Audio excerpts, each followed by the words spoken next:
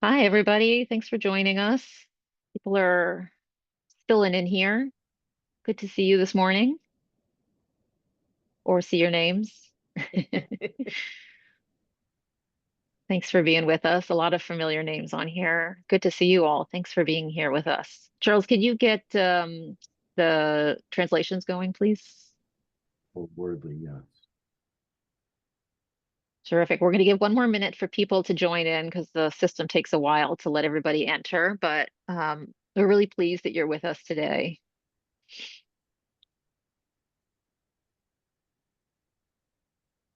Great. So as soon as we get that going, we're going to start translations for folks.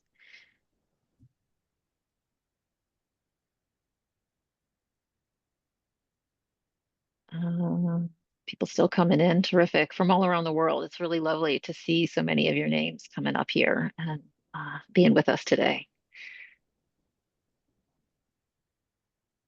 Is it working today, Charles? It didn't work yesterday. Can you get wordly going? Yeah.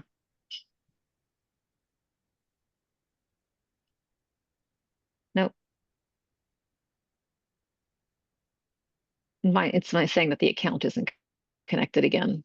It's this thing that it's back into. So, Charles, maybe you can work on that in the background. And give me control of the slides.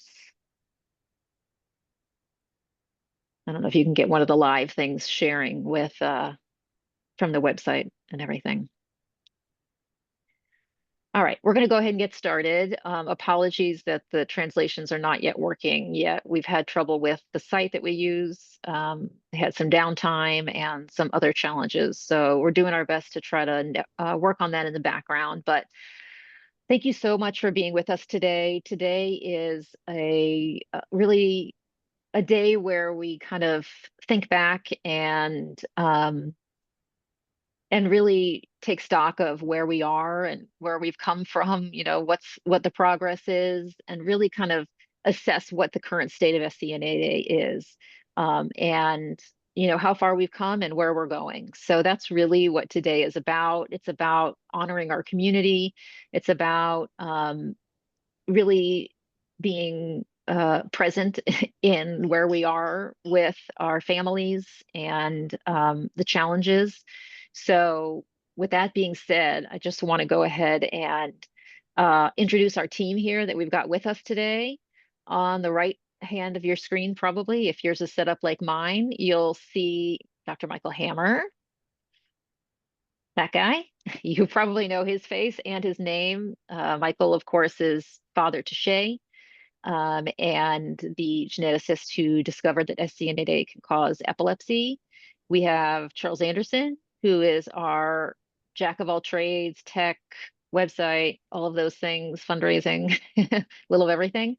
Jayetta Hecker, who is our co-founder with Michael and I of the Alliance, and my mom, and kind of the big thinker in the group, keeping us on track with our where we're headed. And Kelly Muzichka, who is one of the newer members to our team, but she's been with us almost a year. And she's an incredible program manager and data analyst, and also a Jill of all trades. So we've got some great folks in our team here.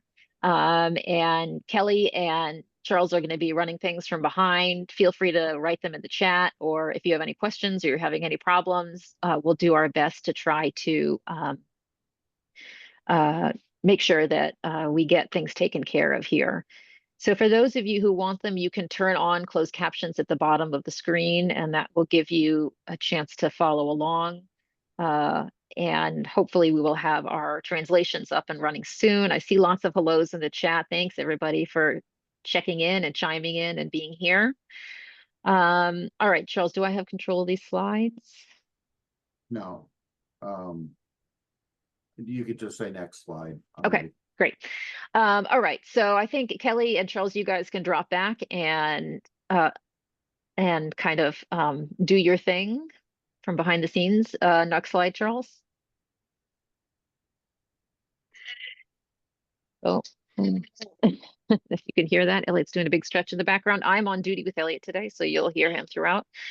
Um, So first of all, we just wanted to welcome you. You are here because you have a connection with SCN8A, whether it is a child, a loved one, you are in the SCN8A space researching or investigating new trial medications that could potentially work with our families. So we're grateful to have you with us. As you see here, these are some of the many faces of SCN8A around the world. And as you see on the left is Michael and Shay. We chose February 9th as our global SCN8A Awareness Day because that is Shay's birthday. Do you want to say something there, Michael? I know you'll share more later, but Yeah. Yeah, I have a little slide of us and I'll say a couple of words later. great. Okay. Well, we can never start the day without really being grateful for Shay and how she has brought us to where we are in so many ways. All right. Next slide, please. Great. Before we go, you'll hear him in the background, but Elliot's here in his Awareness Day shirt. Very happy that we're getting started. Say hi, Elliot. What a And we've great all got our smile. SDN8A gear on. So I've got my fleece, and Michael's got his fleece, Jay's got his fleece, and I've got my SDN8A Mama Bear shirt. And Elliot's got his SDN8A superhero shirt. So we're representing here today. So why don't you go ahead and stop sharing here, Charles, and Michael, you can take over and Okay. Let me share my screen for a second. So, yeah, I wanted to start out with Shay too. Today's her birthday, and it's always been a hard day for me, but thanks to you all, it's a day of gratitude. And while we wish Shay a happy birthday, she thanks us and thanks you for all the work you're doing to make this something our community can get stronger and get better. So my job uh, am I going to talk about the roadmap stuff first? Yeah. So as a result of discovering the gene in 20 and publishing in 2012, thanks to Shay revealing what was causing her epilepsy, we've had amazing progress over the last 12 years. And so I just wanted to highlight some of the things. We have clinical trials today. We have the registry for 10 years. We've been collecting data from you all. We have mouse models. We have so many wonderful researchers and clinicians working with us to make this progress go. And you can see that in the scientific literature, there's been over 460 publications since we published in 2012 about SCN8A and epilepsy. And there's so many other things that don't possibly have time to go into, but I just want to thank the community of researchers and clinicians and families for making this all go so fast. And yet, despite all that great progress, we have so far to go. So many missing pieces of the puzzle. And as you all know, many of these things are obvious that we don't understand the disease mechanisms. The medicines we're taking are inadequate. They're not selective. We don't understand how to mix medicines or polypharmacy. Treatments for non-seizure phenotypes are so prevalent, and we don't know how to deal with them at all.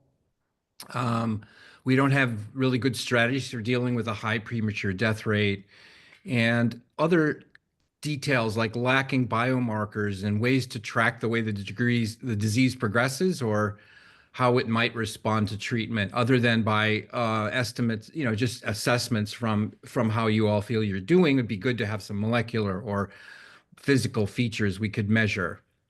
So we feel that the best way forward is a multi-stakeholder collaboration to try and move the field faster forward. And we had a research roadmap meeting in Boston last summer. And the point of that meeting was to leapfrog the field forward as fast as we're going. And we felt like we could try and do some things to make it go faster. And so the idea of the research roadmap is to identify the gaps in our understanding of the disease and how to treat it. This is the first step to identify those gaps and then try and figure out research priorities to fill those gaps to advance the field. And at this meeting in Boston, we had 40 people who were present together. caregivers, clinicians, laboratory scientists, and representatives from the pharmaceutical industry. And this was back in August. And I'm not going to tell you too much about the details of the meeting. You all filled out surveys and really informed us on what your needs were. And that led us to put the family caregivers in the center of the circle, saying, what are your critical needs and what are your most uh, biggest challenge and how can we get the field to respond to your challenges? And we eventually broke into 5 different working groups that represented those central gaps in our knowledge and the ways to go forward. And then clinicians, families, and researchers gathered together in working groups. There are 5 working groups.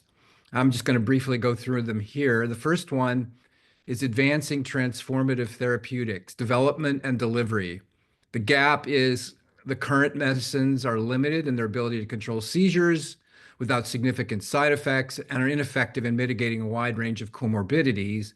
And the goal is to develop transformative therapeutics that are effective in reducing seizure burden and with fewer adverse side effects.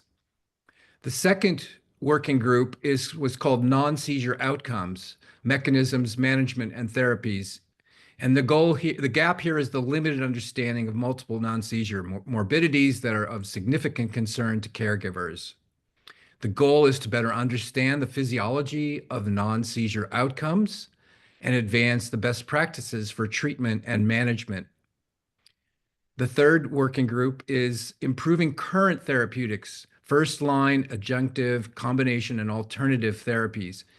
While working groups 1 and 2 realize that their goals will be achieved on a longer time frame, we felt that working group 3 could start right now to make quality of life better for all of us.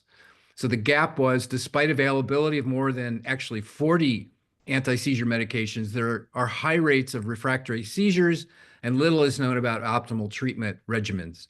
So the goal was to improve therapeutics on short-term scale by implementing procedures and methods that can be standardized efficiently. And we're already working on that. And we have a project to make this go faster, and we will ask for your participation in this project very soon. The fourth working group was called Biomarkers, Tracking Disease Progression and Treatment Response. And as I said before, there are currently no known biomarkers to monitor the course of the disease and to aid in validation of transformational therapeutics. The goal here is to develop biomarker panels to facilitate development of interventions to prevent epilepsy and reverse progression after it's established. And the fifth working group we called Whole Body, Whole Brain, Brain Regions, Cell Type, Circuitry, Neuromodulation, and Epileptic Body. And we know that epilepsy is not just a brain disorder, it's a whole body disorder. And the gap here is the limited understanding of the genotype-phenotype relationships at the level of circuit biology and pathophysiology in different cell types and body regions. And the goals are to elucidate mechanisms by which pathogenic variants alter network and organ system dynamics, leading to development of seizure and non-seizure outcomes. And what we're going to be sending out by email is a request for you to download an app called Helpolepsy. It's free. There's the Apple and Android sites. You can go download the app and start using it, because we're going to ask you in a few weeks to share your data with us through our research study. But the sooner you start actually using the app and start recording your daily seizures and medications, the better it is, because we'll collect your data starting today. So I want to stop there and move on and let everybody else go on with the Awareness Day extravaganza.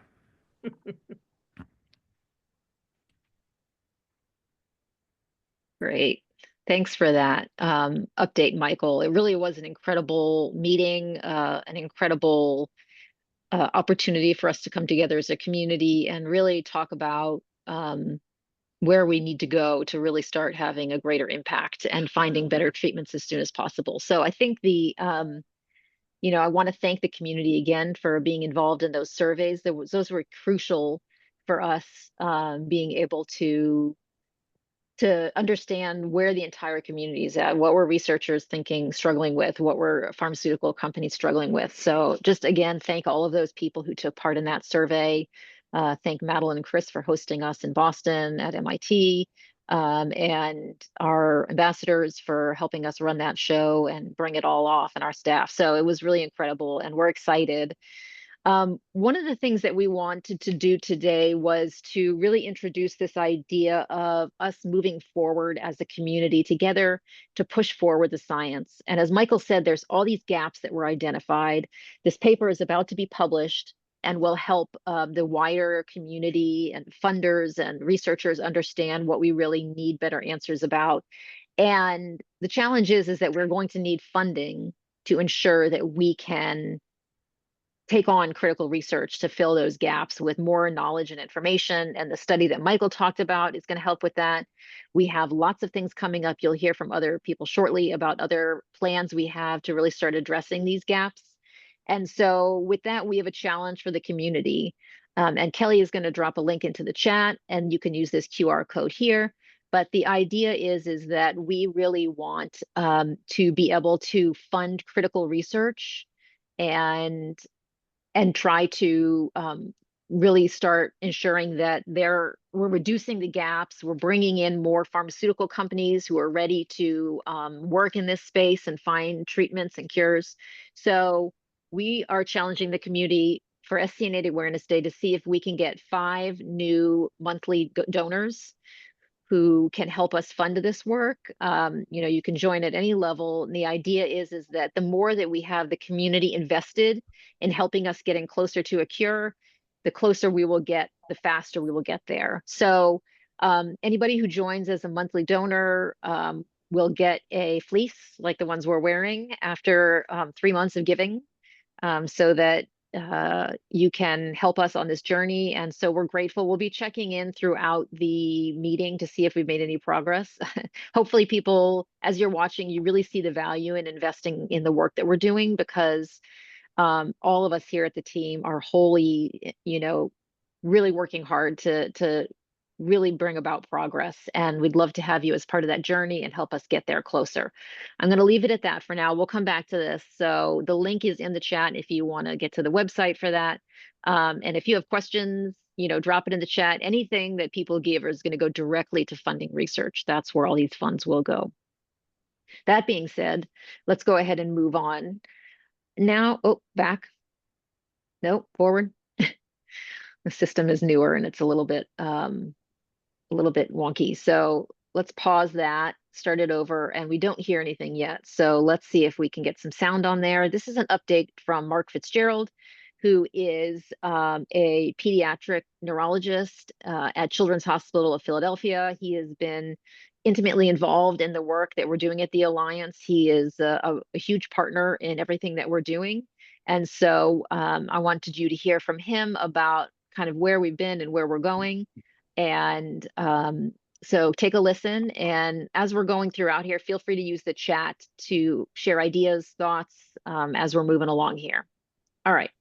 The consensus guidelines, there was really no easy place where the average clinician could go to try to, get good information about, data-driven things that may help, and that they can use on a real practical basis to help care for their patients. So I think that was what was the most meaningful thing, I think, about the consensus guidelines from my standpoint, right?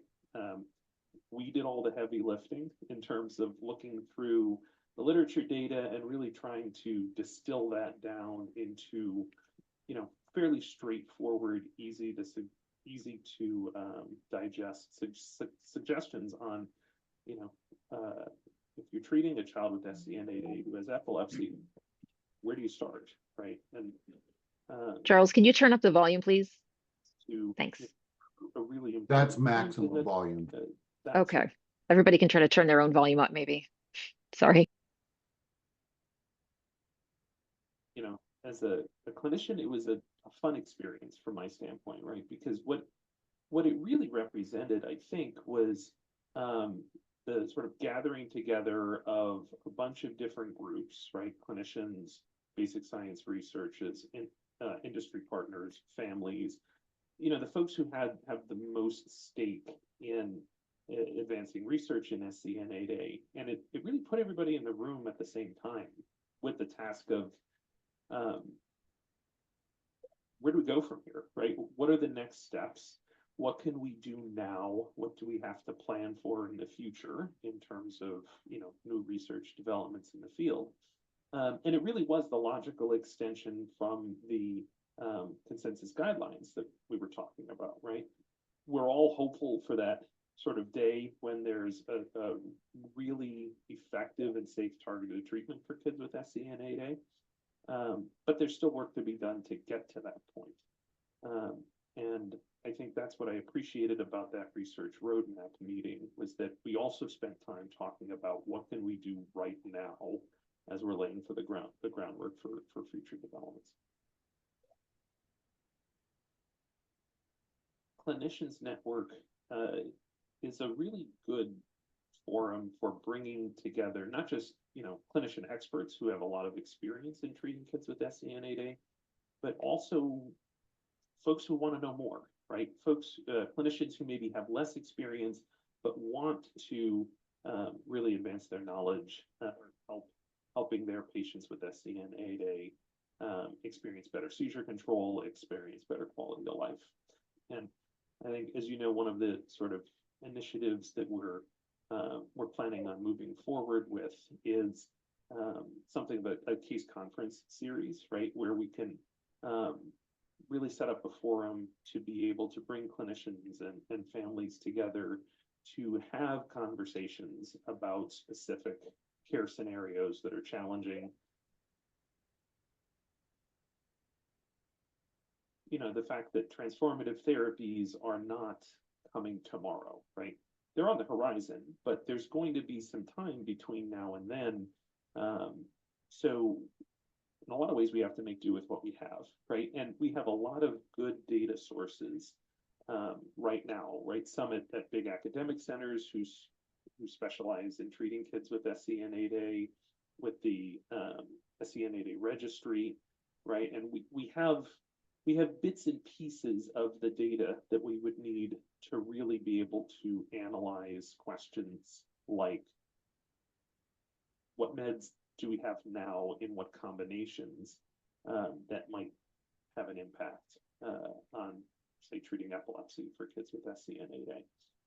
And that's what we're really trying to push forward and explore. Can we put together a data infrastructure that will help combine some of these real world data sources in a way that makes it possible for you to really look at a granular level at what happened with seizure control when you added this particular medicine to medicines that you were already on, for example, or what happened when you changed this given dose in terms of seizure frequency.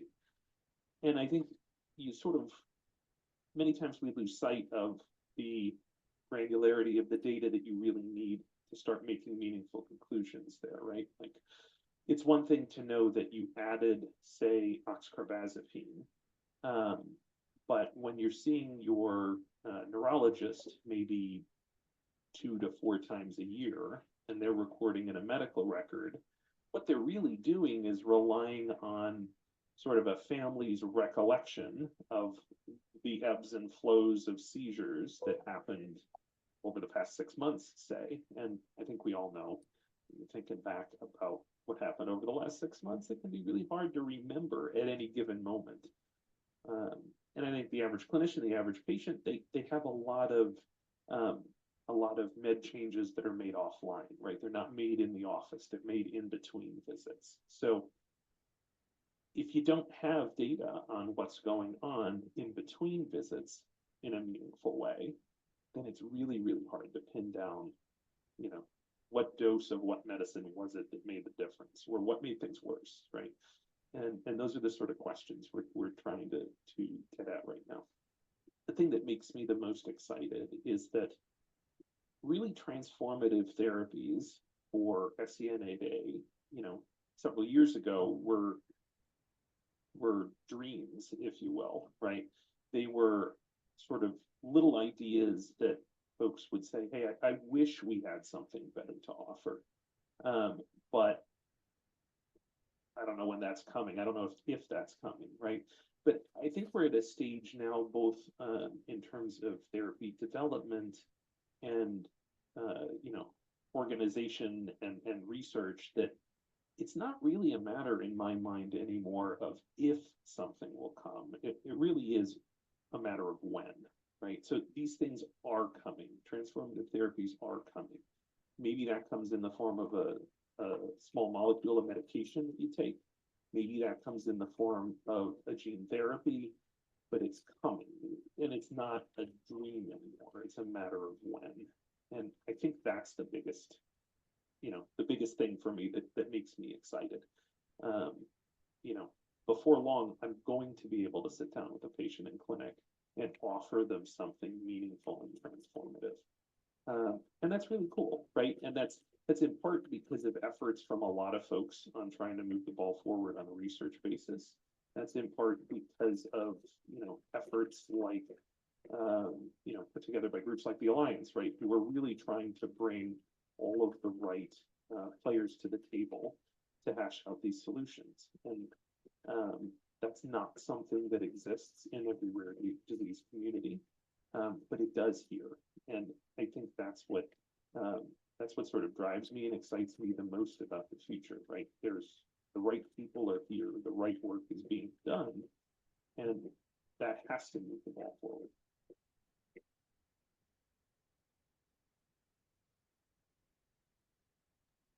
Great, thanks. Charles, you can stop sharing at this point. I just want to reflect for a minute on, no, just stop sharing, Charles, just off screen. Yeah, thanks. I just want to reflect for a minute on the optimism that there is in Mark's voice when he talks. He sees a lot of patients with SCN8A and um, a lot of families, who have children with other rare epilepsy disorders, and that hope in his voice, that sense that good things are coming, and that it's, us as families, we have that hope. But it's another thing hearing it from clinicians, and you can hear their hope coming alive, which is really exciting. And we had a lot of that at the roadmap meeting too. Michael, do you want to pop up that slide again? Mark was talking about, Mark has helped with this study that Michael is talking about. And the idea being that we really want to be able to better track the seizures and align that with medications. So as Michael was talking about, as Mark was talking about, not just having a first line, which the consensus brought us, but then also a second line, or what medications work well together to help different kids who are different parts of their journey. So I think that's really hopeful, and there's great work going on out there, and this is really a next step for us on this journey, is to get more data. And there's no doubt that the more data we have, the more attractive we are as a community for pharmaceutical companies, and the more we can learn to help future generations. So that's really what this is about here. So at this point, I want to invite on our family ambassadors. I think many of you have talked with them, have met them. If you haven't yet, you should reach out because they're brilliant. But we have four of our SCN8A family ambassadors with us today. Mary and Billy are here. Hi, Billy. Superhero Billy. Hi, bud. Oh, snuggle up with your mama. She's the best. We've got Megan Hilton. Great to see you, Megan. We've got Tammy. Hey, Tammy. And Kristen, who, hi. Terrific. It's so great to see you guys here. And Steve, bonus. Always there. That's great. So thank you for joining us today. Oh, we lost. Oh, there we go. And Liam. Hi, sweet boy. Did you get a haircut for today? Beautiful. I think Crystal will probably join again in a second. I know she's Oh, and there we go. Hi. Oh, goodness, Chloe. How you doing, sweet girl? I love it. I love it. We've all got our kiddos with us today. I'll get Elliot in on the action, although he's calming down now. He's sleepy. Um, so I wanted to bring you all on because you guys are really the heart of the community and you talk with families every day. You guys are in the mix, you're out there. And I thought it'd be great to just, first of all, thank you for everything that you do for this community. There is no doubt that you all are having an impact and helping families find their way on this journey, whether they're brand new or whether they've been with us a long time and are struggling along the journey. So thank you from the community. Hi, Vito. All right. We got all the warriors here, all of our superheroes. It's so good to see you all. So I wanted to just go around and ask you guys if you had some thoughts about the state of the community. What's going on? What are you seeing and hearing out there that's really, that's really kind of caught your attention in the last year or over the last period? So maybe I'll start with you, Megan. You've only been in the community for 2 years, but you came in and like hit the ground running and we're ready to jump in and support the community. And it's been amazing. And I know you have your finger to the pulse. What are you noticing?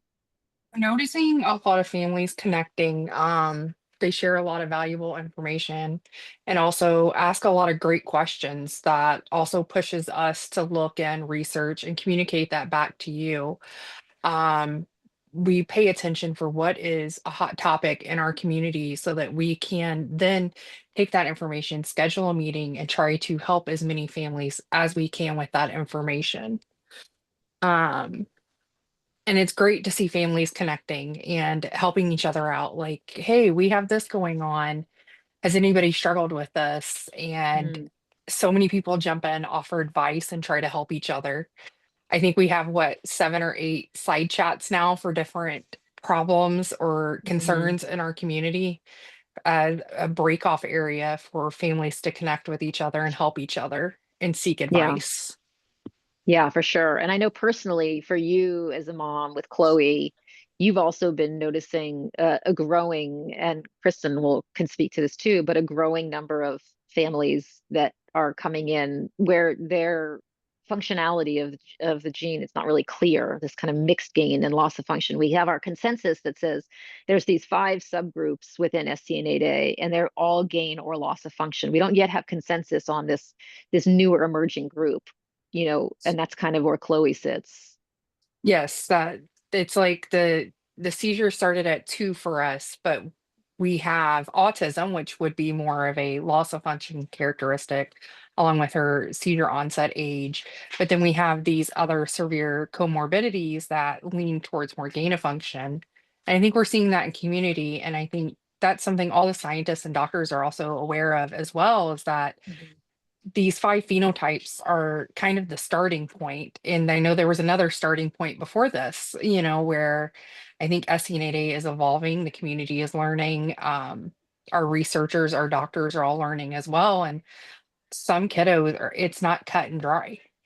There's so many variables and different things, and that's what also makes it hard for them to treat SCN8A. And the flip side is that it varies from person to person, variant to variant, and sometimes within the same variant. Yeah, Um, and I know that for us, we learn a lot from both loss and gain of function. Um, we are truly a whole community where everyone is valued and what they go through is valued and resourceful for everyone. definitely. And we Yeah, all and learn we from we each will other. continue. Yeah, and we'll continue to learn the more we keep hearing. And what you're talking about is a lot of that happens on our almost weekly family meetings that we have over Zoom. So we have families from around the world. I mean, yesterday we had a meeting and we had, I think, 4 people from Russia join, and it's just somebody from Greece. So it's really a global community. Um, Yes. yeah, it's really exciting. And so we're really thrilled that we have the opportunity to connect with families and learn from families like that. Tammy, you, of course, have a son who's is Liam, who's more profoundly impacted with SCN8A, and you end up talking to a lot of families that are new to joining the community. What have you been starting to see in the last year that's different? I've been seeing parents getting diagnosed way earlier than what we did. You know, we were 2 years and 1 month old, I think. So our journey was lonely because we didn't have our diagnosis. I'm seeing parents coming into the groups, and they're pretty educated. They're finding the website, and they're pretty educated by the time they reach me. You know, and Yeah. it's amazing to see how well these parents are advocating already for their kids. I mean, like, I just want to say that I think that our group is pretty awesome. Like, our parents are pretty awesome. They're, Yeah. you know, the way they advocate for their children. And then I'm seeing we're able to connect parents. We're able to connect them with parents in their area. We're able to connect them with a neurologist and resources in their area. And we're able to do that quicker. Yeah, he's got his gear on too, and he's over here. Uh-huh. We Liam's got- got some ideas. You Yeah, tell we us got- too, buddy. Yeah, he does. He's got some ideas. He was over here smiling. Come here, Daddy. Beautiful boy. Hi, You sweet say boy. hi. Yeah, we love getting to see our kids. Yeah, Tammy, I think you bring up something really important, which is that we are seeing people getting diagnosed a lot earlier, and that means there's opportunities for us to really try to advocate to help families get on the right treatments as soon as possible, get in with the right clinicians, and really try to get them set up for a future that is, hopefully one with less challenges. We're learning and we'll see what happens there, but I agree. This is an amazing community. The learning that people bring to us. I mean, we have families coming on and sharing research if they've read and coming with theories, and we take all of that in and start to learn from them, and try to build out, new areas for research. So, yeah. So I think that's yeah. I just want to add that I just want everybody to know that they're never alone in the journey. So they can always reach out. They can reach out to any of us or another parent. We're all in this together. So, I never want anybody to sit and say, I feel really alone tonight. I really feel like I need to talk to somebody, because if that's where you're at, that somebody's probably awake, like me, because I don't sleep. He's always awake. But reach out to another parent that has similar, is similar to your child or not. Yeah. No, it's this true. is where I reach out. So Yeah. Yeah, exactly. So in terms of, I think that, I'm so glad that you're with us today, Mary. You're such an incredibly important part of our community. Mary's got a son, Billy, who you can see there, famous Billy. And you've been at this for about 20 years or so, a little more than 20 years. And, so I think that you've seen a lot that we haven't seen, and I'm not going to put you on the spot to talk if you don't want to, but do you want to? We'll give it a whirl. Okay, poor Mary's been sick, so yeah, chime in. Me too. I'm sick too. Oh Bill- no, I'm sorry, Billy. Billy is 23 and he's a loss of function kid. So we didn't get diagnosed until he was 15. So we had no idea what we were dealing with. Well, Dr. Who's. So in the last year since I've been involved, have seen a lot more loss of function families coming to the group. And that's a growing population that's being recognized. I think probably because the insurance companies are freeing up some of the testing. Originally, when we came into this, insurance was denying a lot of tests because of costs. But I think more kids are getting diagnosed, and we're recognizing that some of these kids don't have seizures at all, or might just have absent seizures, which is what Billy had for most of his young adult life.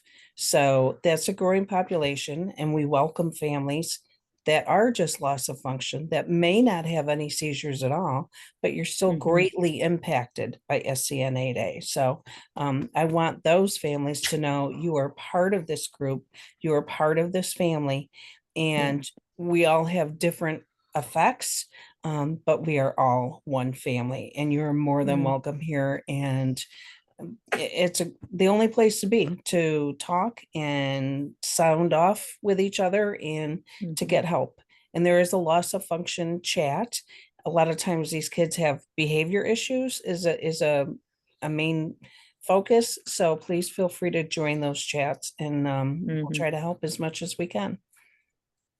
Thanks, Mary, for being here to help. I mean, you've been called on a lot more the last year, you know, with emerging loss of function that we've been seeing in the community, and it's so incredibly important that they're able to speak with others who know that experience. Because I know in the beginning, SCN8A was really thought of as a very severe, you know, gain of function um, kind of disorder. And so those families felt like, where do I belong? This isn't us. This isn't us. But I think you really helped to build a community. And we're talking more and more and learning more and more about the loss of function experience and want to keep learning. So thank you for being here. Kristen, I know you're out on the go. Life is busy, but I'm so glad you're able to join. Is there anything you want to share about what you've been seeing in the community, what you're hearing, what you're unmute yourself, if you would. Thank you. And then the floor is yours.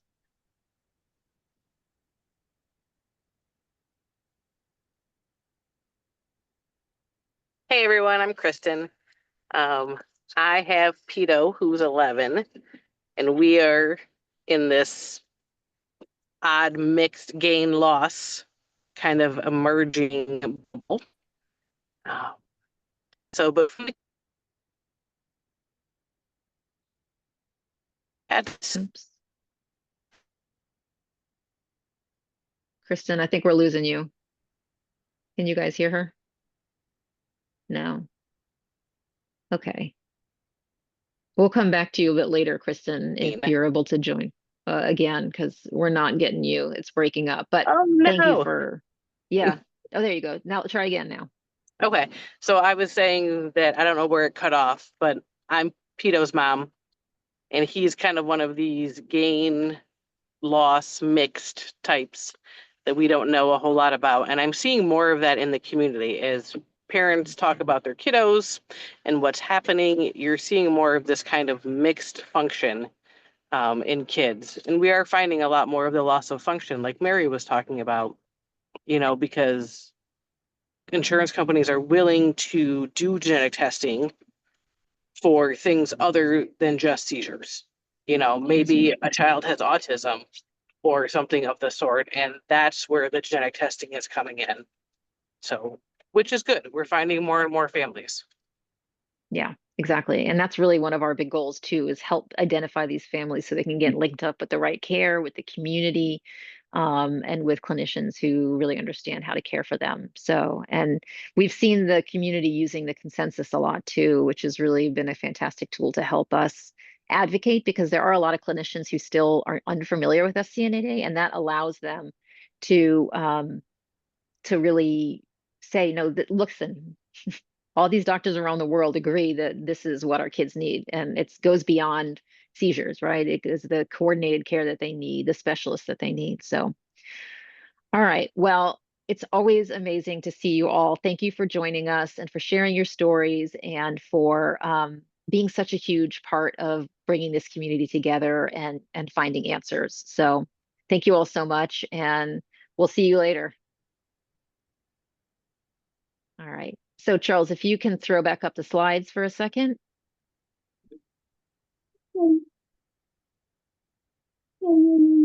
Yeah, I can. It's just the videos autoplay with Canva, so it's a little tricky. Okay, that's fine. Just pull it up and we'll go with it. Yeah. Technology is not our friend today, but we'll make the best of it. That's fine.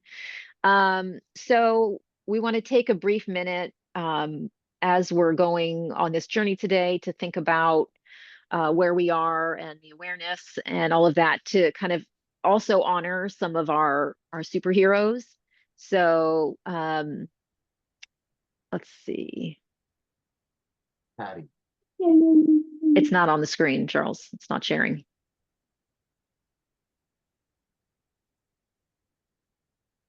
So Yeah, so what we want to do is we want to share the stories of some of our beautiful SCN8A superheroes. And Charles, can you do the volume? Because this one you definitely want to hear. So this is Patty, one of our SCN8A superheroes who lives in Ireland, and he is pretty severely affected, and he is such a joy.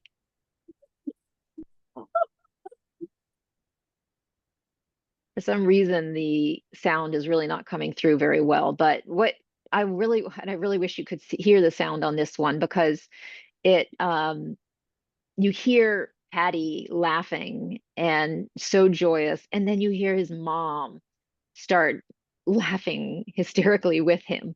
And it's this beautiful moment of this pure joy that you feel when you have a kid like ours. And that smile, that laughter, that connection means everything. It's such a powerful way for us to find our our joy amongst the challenges and the real intensity of life, which is a lot of caregiving.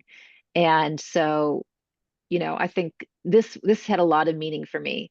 So, yeah. So are you trying it again, Charles, or are you moving on?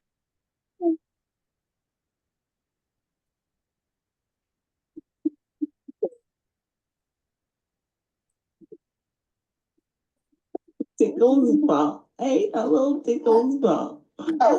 Oh, you got that.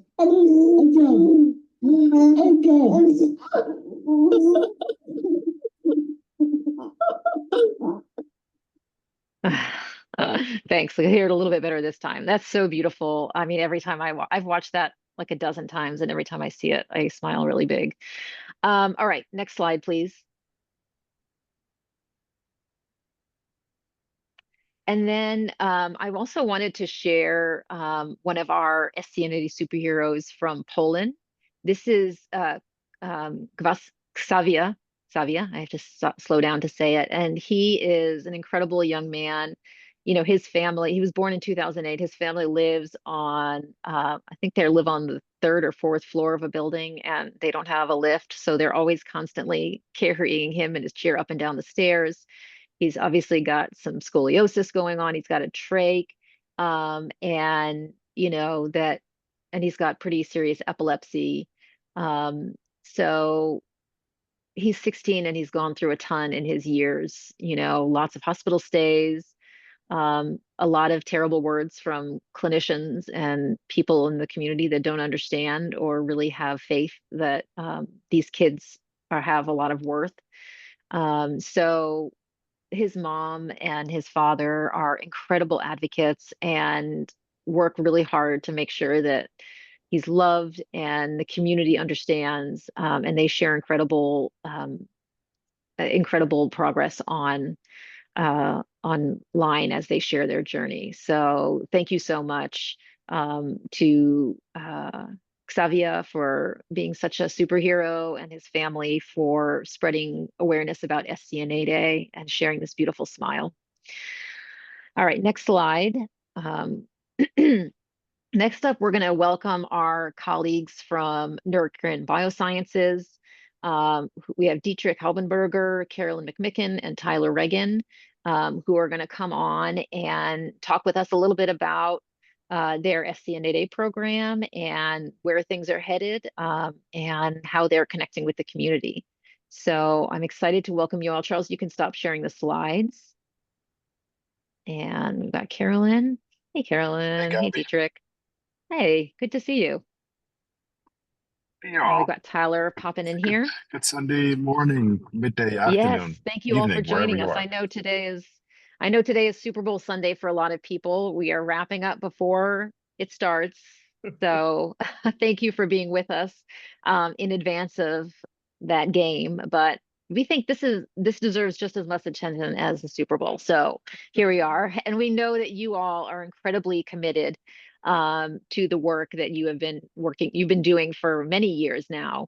And your commitment to the SCN8A community has really been phenomenal. So Many people may have seen, I know that we shared it with the community, and we know that TCSS shared it with the community. We've been hearing from on several fronts about this patient community letter that you just released with an update on your ongoing trials and development programs. So, Dietrich, can you tell us a little bit more about what's going on there? Yeah, no, first of all, thanks for having us. It's an important day for the entire community and for us. You know, for me personally, way more important than Super Bowl Sunday. I'm not from this country, so I don't know what you guys are doing. I know Carolyn, she's from Philadelphia, so she cares. But what I care, what I truly care about, and you know that you know, making progress for this community. And it was wonderful to hear, you know, Mark Fitzgerald speaking about, you know, we will have a treatment, you know, soon, and I absolutely share that. Because I'm really convinced that we're gonna get there. Yeah. So we sent out this letter just very recently because they, you know, also Neurocrine had some announcements around that in terms of, you know, the current program with our compound NBI 921352, and what we shared is something that may come, you know, probably as a disappointment, and I understand that, and it's essentially that we decided, and this was not an easy decision to further discontinue further development of 921352.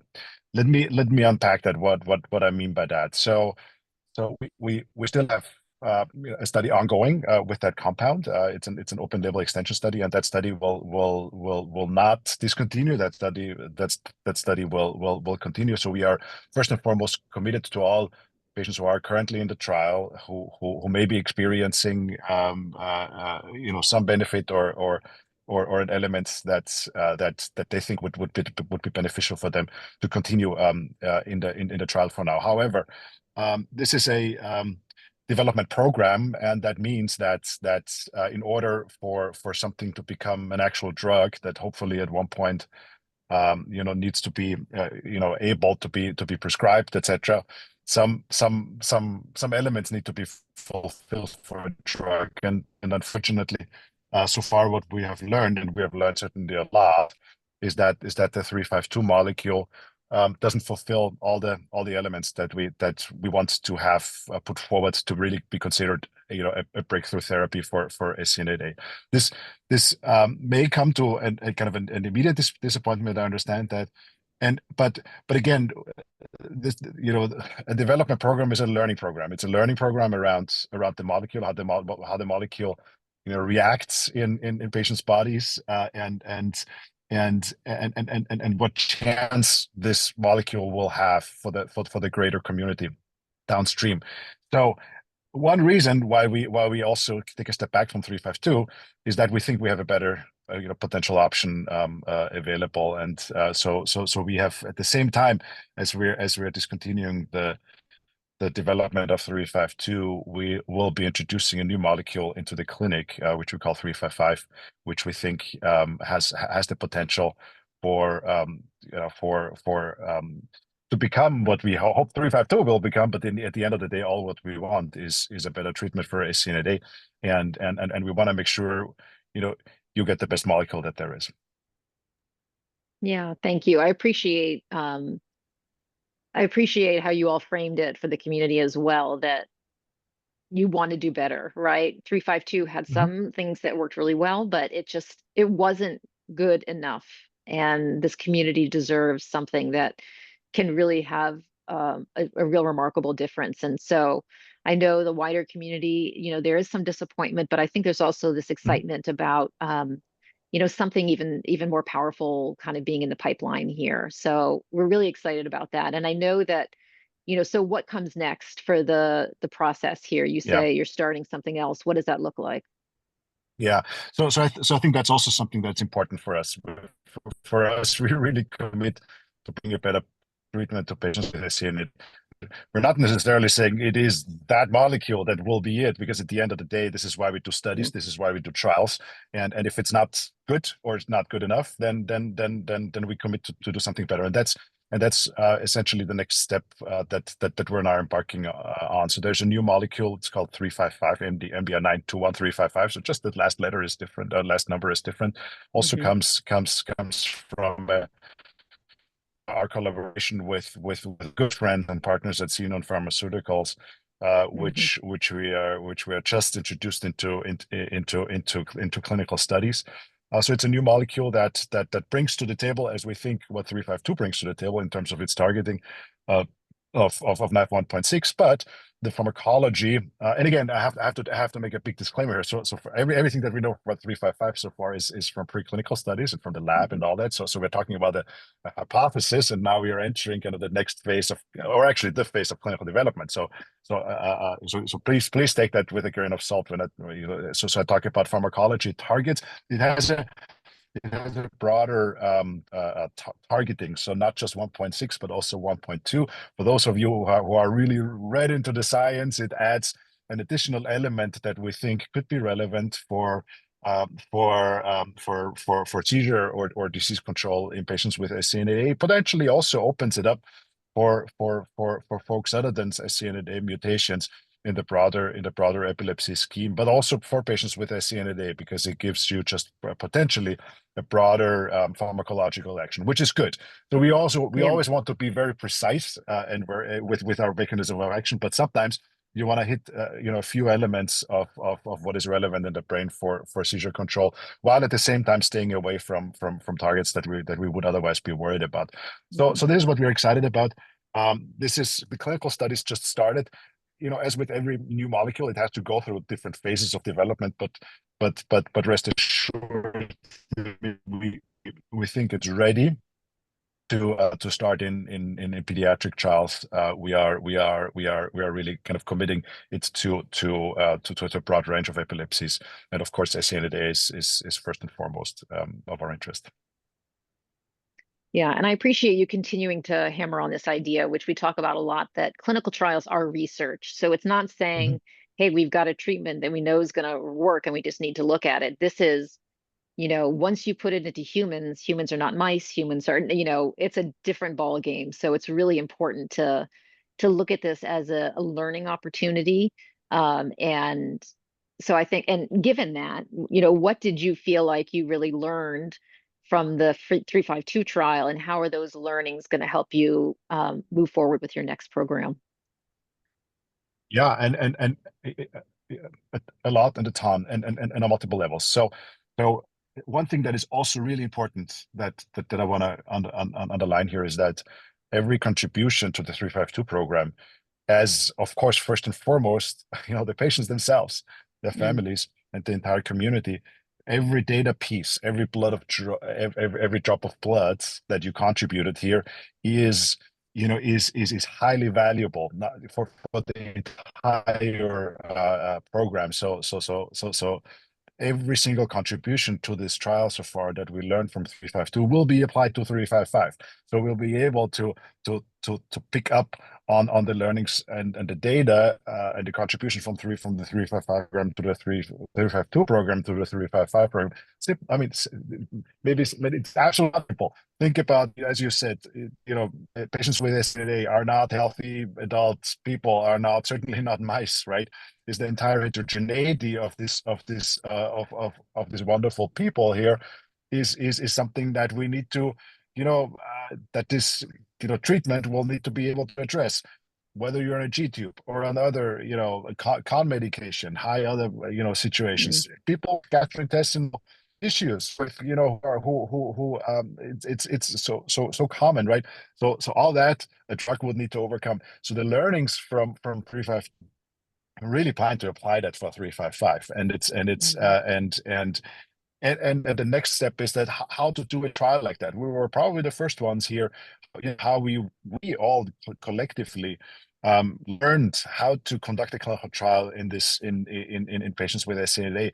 Our wonderful clinicians and investigators, they are now investigators. They weren't investigators before. This is the first clinical trial. So also you have to give the investigators some praise here, because their role is they're treating physicians, but you have to switch, you have to take off that hat, put on a different hat to be a clinical investigator, to make ratings, on the rating scale, adverse events, etc., which is a different thing. And we certainly went through a lot of learnings, all the issues around, transport to a site, how to do regular blood draws, all that. So we certainly, had all of our community learnings here, and then we'll be able to. We think we feel quite equipped to pick that up with our new molecule. Yeah. Yeah, no, I think that's incredibly important to understand, and that we're all grateful for the families who participated in that and helped us move forward in the understanding of how to run clinical trials with kids who have SCN8A, the DEE form, which is obviously a bit more complex and severe. Our kids have a lot of challenges. So that learning is certainly going to help us moving forward. I guess maybe to wrap up, I'd love it if you guys have any thoughts, as you all keep on top of SCN8A more so than probably, most of the world. You guys see what's happening, how things are building and growing. What excites you about what's happening in the SCN8A space and what's to come? I mean, looking back, I think 6 years or so when we started on that journey together, at least on the Neurocrine side, we know the Xenon folks have been part of this community even longer than that. I mean, look where we have come, right? I mean, the SCN8A registry, I mean, it's been instrumental for our program and for so many others as well. I mean, that we're now talking about, you guys developing outcome measures for elements that are not captured well. So that is really exciting.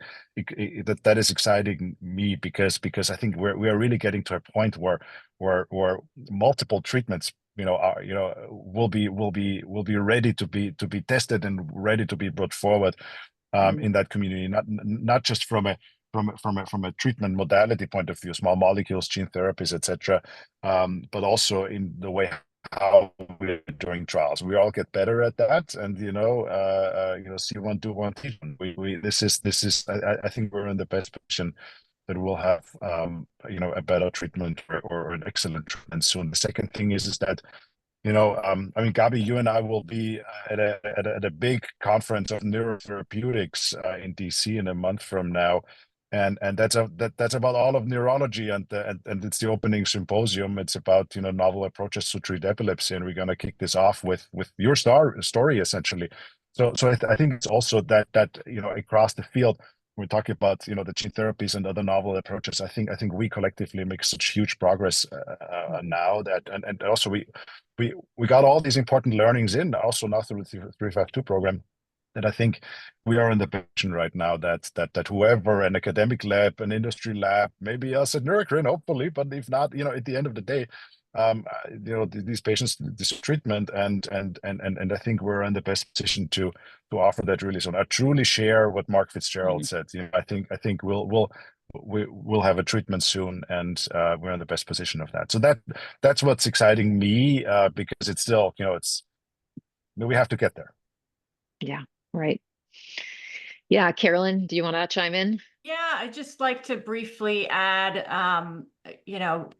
put a shout out for the Inchstone project. I'm really excited, both from our program and Neurocrine's internal learnings around how some of these non-seizure outcome measures, how they're being received by caregivers who are filling them out, and kind of what we're learning about SCN8A, DEE in general through them. I'm excited about what's to come, because I think we're going to be able to collect a lot more data as a community, and really be able to make sure that when we do clinical trials, we're using the most targeted battery of assessments, and not totally overburdening families with them, but really learning a lot about these kids and also how they're responding to new treatments. Yeah, thanks, Carolyn. That's great. And you've been an instrumental member of that Inchstone project for years now, and are helping us move that work forward. So I think that's really excited. Tyler, you want the last word? Sure. And I guess I'll leave some of the scientific excitement to the scientists. I'm the non-scientist here in patient engagement advocacy, but I just wanted to maybe going back to this announcement, wanted to maybe underscore a couple things that Dietrich said and alluded to. Number one, we're super grateful for the commitment from the families that participated in the trial. We know it's a big commitment. We know over several years, a lot of trial site visits, a lot of blood draws, a lot of very burdensome work went into this. And we want you to know that it wasn't in vain. I mean, we've learned a lot, and this is sort of how life science goes. It's sort of, sometimes you have to take one step back to be able to go two steps forward. So, and I guess the other thing I wanted to say is I know this is a big announcement, a long time coming to, kind of be at this point. And I know for some folks, they may have like lots of questions and really want to kind of absorb this and unpack and understand better what's next. So we are going to organize fireside chats. And so that will probably be a much better format to go into detail, to really get questions from the patient community and be able to address those. We don't want to leave folks hanging. So we're going to work through TCSF to be able to organize fireside chats, to be able to get more into the details and make sure that folks feel like they understand what's happened and what's next, and why we're going to be, how we're going to be able to apply again these learnings to the next phase, because we do feel like this is just the next phase, the next chapter. We are kind of transitioning, and we are committed to this community. So maybe I'll leave it there, but thanks a lot. We really appreciate it. Yeah, no, I appreciate y'all taking time to be here with us, to your ongoing commitment to the community, and keeping us apprised of what's going on, and moving forward with the next step, which is an exciting step. A lot of times pharmaceutical companies, they try something, it doesn't work as well as they want, and they move on. So you guys are still here, and we're really grateful for that commitment. So we got a question quickly: in what phase is 355? So do you want to answer that real quick, Dietrich? I think somebody might have missed what phase Yeah, 355 is in. so this is phase one. Phase one, that means, now it's about safety, tolerability. Typically, the way this is starting is an adult healthy volunteers that just kicked off, so that just started. And how can learnings from 352 help speed up the development of 355 on multiple levels? I mean, think about how we now know, how the 352 molecule behaved in the body in terms of how it's, the pharmacokinetic properties, the chemistry properties, how to get things through a G-tube, and that all these elements that would otherwise need to be tested in between. We now have a pretty good idea how to tackle that. So we'll be really, ready to hit the ground running once we get through kind of that very first phase, which, I think in the letter we say we're about to start. The way this is speeding up today, I can already say we started. So that's how fast we run. Terrific.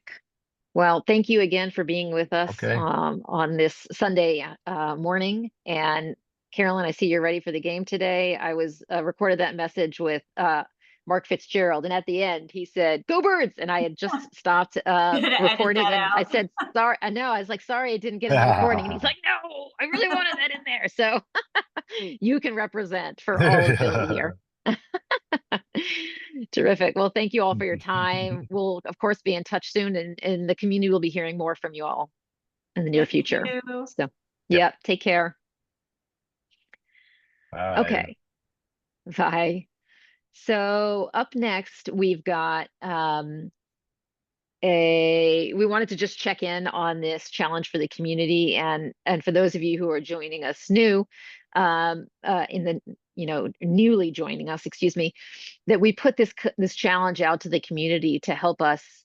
We're talking about all of this emerging research, all this new research that we want to really put out for the community and push it forward.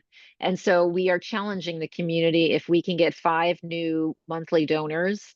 And Kelly has dropped the link into the chat there, or you can use this QR code. That is going to help us start to really push forward our ambitious mission to fund the critical gaps in SCN8A that have been identified from all of the work this community has done over the last year. So we're really excited about that. Please feel free to scan this, hit the link in the chat, and save it for later. But hopefully what you're seeing here today is really helping you understand how this community is working with huge urgency to push this work forward. And as we shared earlier, people who join us as monthly donors, after your 3rd month of donation, we will be sending out fleeces like this to you all as a thank you for your gift and for being on this journey with us. They're super warm and cozy. It's all I wear. That being said, let's keep moving on.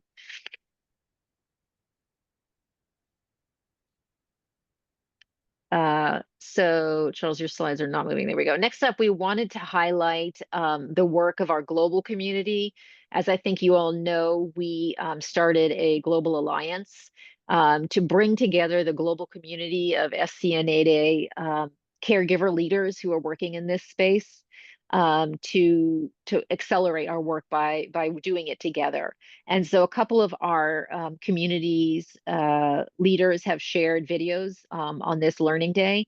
And so we wanted to highlight those for you here. This is from our team in SCN8A Spain, Aurora and Vanessa, who are doing incredible work to support clinical trials in that country and to bring together the community, not just in Spain, but across Latin America as well, for all Spanish-speaking families.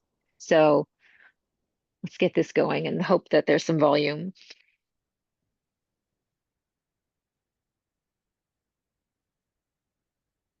Charles, there's no sound. So I think what we'll do here is Let me try this. What's that? I realized I got myself muted. Let me try this again. I apologize. Okay. Cada sonrisa, cada pequeño logro, cada momento compartido es un rayo de esperanza. Hoy, en el Día Mundial de Concienciación sobre SCN8A, queremos hablar de ciencia, esperanza y futuro. El SCN8A es una enfermedad rara que afecta a unos cientos de familias en todo el mundo. Suele provocar retraso en el desarrollo, desafíos en la movilidad y motricidad y en muchas ocasiones una epilepsia muy severa y difícil de controlar. SCN8A es una enfermedad rara, pero la ciencia avanza. Cada descubrimiento, cada ensayo clínico, cada día de investigación nos acerca a mejores tratamientos. Las familias y la investigación caminan juntas y son la inspiración para seguir buscando respuestas. Apoyar la investigación es apoyar la vida. Es abrir caminos, es dar oportunidades, es construir un mañana mejor para cada persona afectada por SCN8A. Cada donación, cada proyecto, cada colaboración es un paso más hacia la esperanza. Hoy, unimos nuestras voces para hacer visible lo invisible. Para celebrar la fortaleza de quienes viven con SCN8A y de sus familias. Y para recordar que la investigación es la llave del futuro. Juntos, somos más fuertes. Juntos, recorreremos el camino.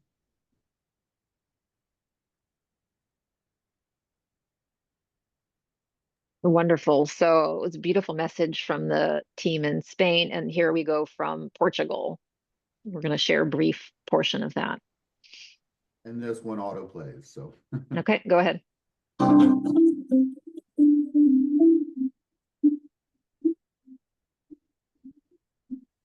So this one did not have subtitles. We didn't get this in time to do subtitles, but basically it's about we're fighting together with hope because every smile helps us want to continue and looking for a cure for SCN8A. And then you'll get to see some of the beautiful faces of families. I believe it's not just Portuguese speaking family, not just Portugal families, but Portuguese speaking families. We have a very large community in Brazil and a very powerful community in Portugal who are working to advance this work. And it's a rapidly growing community, I think, as we've seen genetic testing increase. So I'll give you a minute here to watch these faces.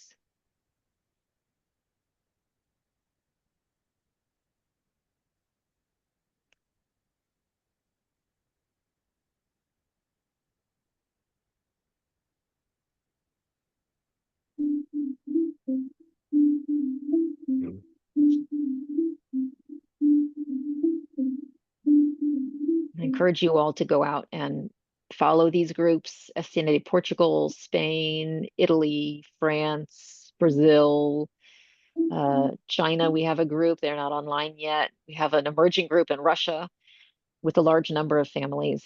So yeah. All right, Charles, is that the end? I thought there was more, but that's it. Okay. So it looks like, unfortunately, Dr. Elena Gardella hasn't been able to join us today. She had said she was being traveling, so we will follow up with an update from her as soon as we're able to connect with her. But she's got a lot of exciting stuff going on, and so we're excited to bring you that update from her when we have the chance to connect with her. Next up, we will move forward and we will hear from Praxis. Kelly is going to join us to tell a little bit about the work that they're doing in SCN8A and what's currently underway with their team. Hey, Kelly. Welcome. Hi. Good to see you. Good to see you too. Happy to be here. Good, thanks. Do I share my slides or will they be? Yeah. Okay. Yeah, you great. can go ahead and throw them up and I'll let you chat and then I'll join you back when you're done. Perfect.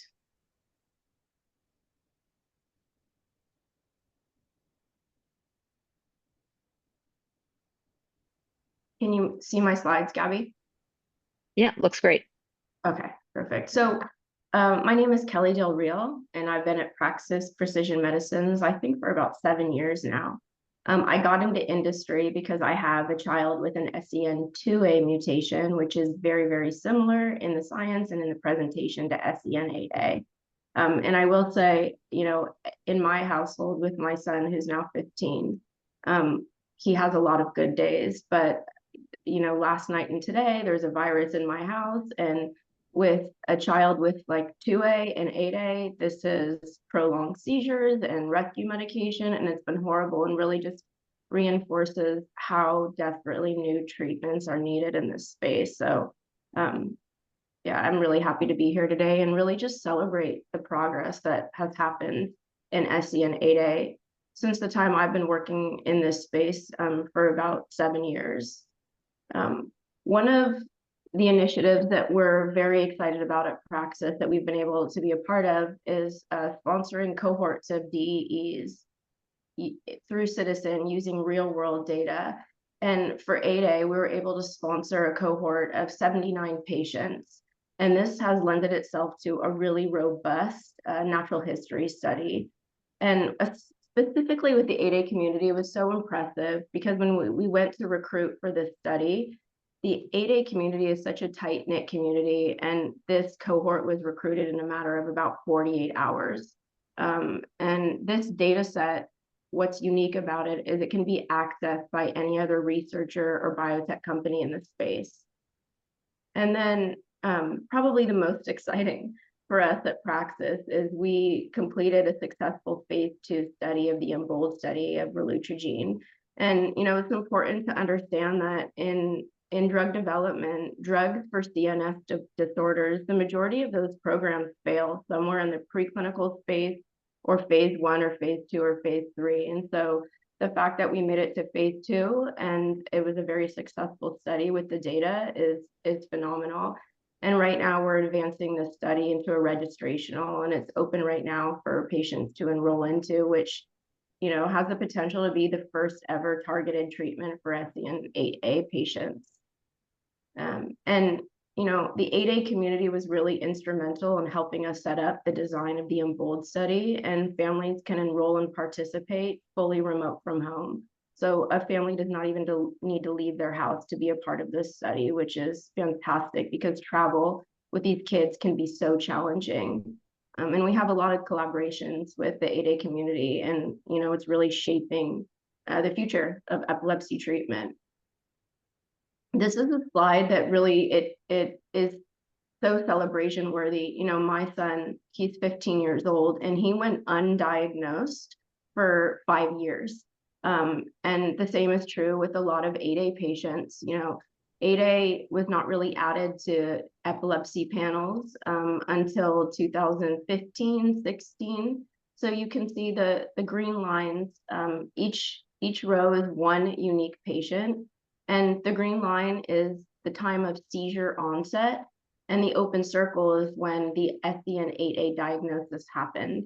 So you can see for many of these patients that are older, and these are all US patients in this study, they were going 5, 10, 15 years, some of them, without any type of diagnosis, compared to all of the progress that's been made in the field where patients are presenting with seizures and then an 8A diagnosis happens immediately. And there's even one patient in this cohort that was diagnosed with an 8A mutation even prior to the onset of seizures. So we've come a long way, and it's really exciting. And just to also acknowledge, we recently collaborated with a company called Ambit, and we used GeneDx and Invitae's data sets, and we were able to include over 1,000 8A patients diagnosed through Invitae or GeneDx in this collaboration. So obviously it's a very difficult diagnosis to get, but the fact that we're able to diagnose these patients so much sooner, you know, is really important. And I wanted to touch on the EMBOLD study. So this was the study with relutrigine that we completed the first cohort, and we're enrolling right now for the second cohort, and it's the exact same study design. So the patient would screen, they'd be filling out a daily seizure diary for 28 days, and then they would move into the 16-week placebo-controlled portion of the study, and all of the study visits are done in the family's home. We have options in this study. So for families that actually want to travel to a trial site, we have that option as well. Or you can do a mix. You can be seen at the study site and have at-home visits as well. After the 16 weeks, then families can enroll into the open label extension. Every single patient is on relutrigine, and that's for 48 weeks.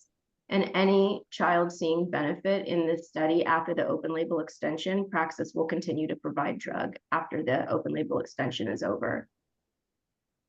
And then just to touch on the exciting data from the study. So in the 16-week double-blind period, there was a 46% reduction in seizures. And I want to touch on, this is relutrigine in addition to the standard of care that the patient is on. So in addition to their anti-seizure medications. And then when we move into assessing the data from the open label extension, there was a 77% reduction in seizures, which is phenomenal. And every time we do a data pull in this study, because the open label extension is still going on for many of these patients, the number continues to increase. It was extremely well tolerated in this patient population. No one discontinued due to adverse events from relutrigine. And then this was a small trial initially in the first cohort. It was 15 patients. A third of those patients went seizure-free for longer than 28 days. And then in addition to a decrease in seizures, we had improvements in other comorbidities. And as I touched on, we've already initiated our registrational cohort, and that's currently enrolling. So in addition to the decrease in seizures, we used the CGI and looked at specific domains at that baseline period. So before drug was started, we looked at disruptive behavior, communication, seizure severity and intensity, so also including the need for rescue medications, and then alertness or awareness. And the patient was assessed not only by the caregiver, but also by the clinician and the PI on the study. And so from baseline to the end of that 16-week period, you can see there were pretty significant improvements in these other comorbidities as well. So in addition to a decrease in seizures, we're seeing improvements in other symptoms as well. And then who can enroll? So any 2A patient or 8A patient, there's no time frame on when seizure onset needs to happen. It's for patients between 2 to 18 years of age, having at least 8 motor seizures minimum in the month before screening and then during that baseline period.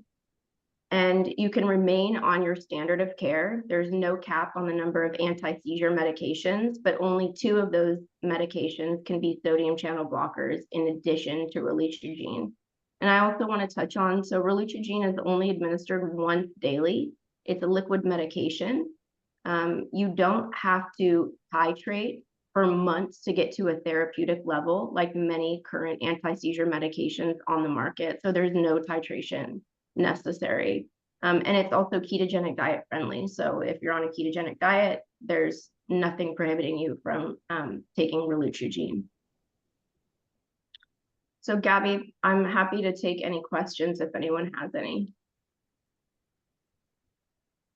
Great. Thank you so much, Kelly, for sharing this exciting progress. It's really, it's amazing time for our disorders. And I know that you know this life very well, having, living it with a child who has SCN2A. And I know the mutation that your son has is very similar to our 850 kids, Yes. which is of course what my son has. And we have, more than 20 families who have that mutation, or 30, I can't really remember. But so it's a really intense life. And I'm so sorry to hear that you guys have been sick.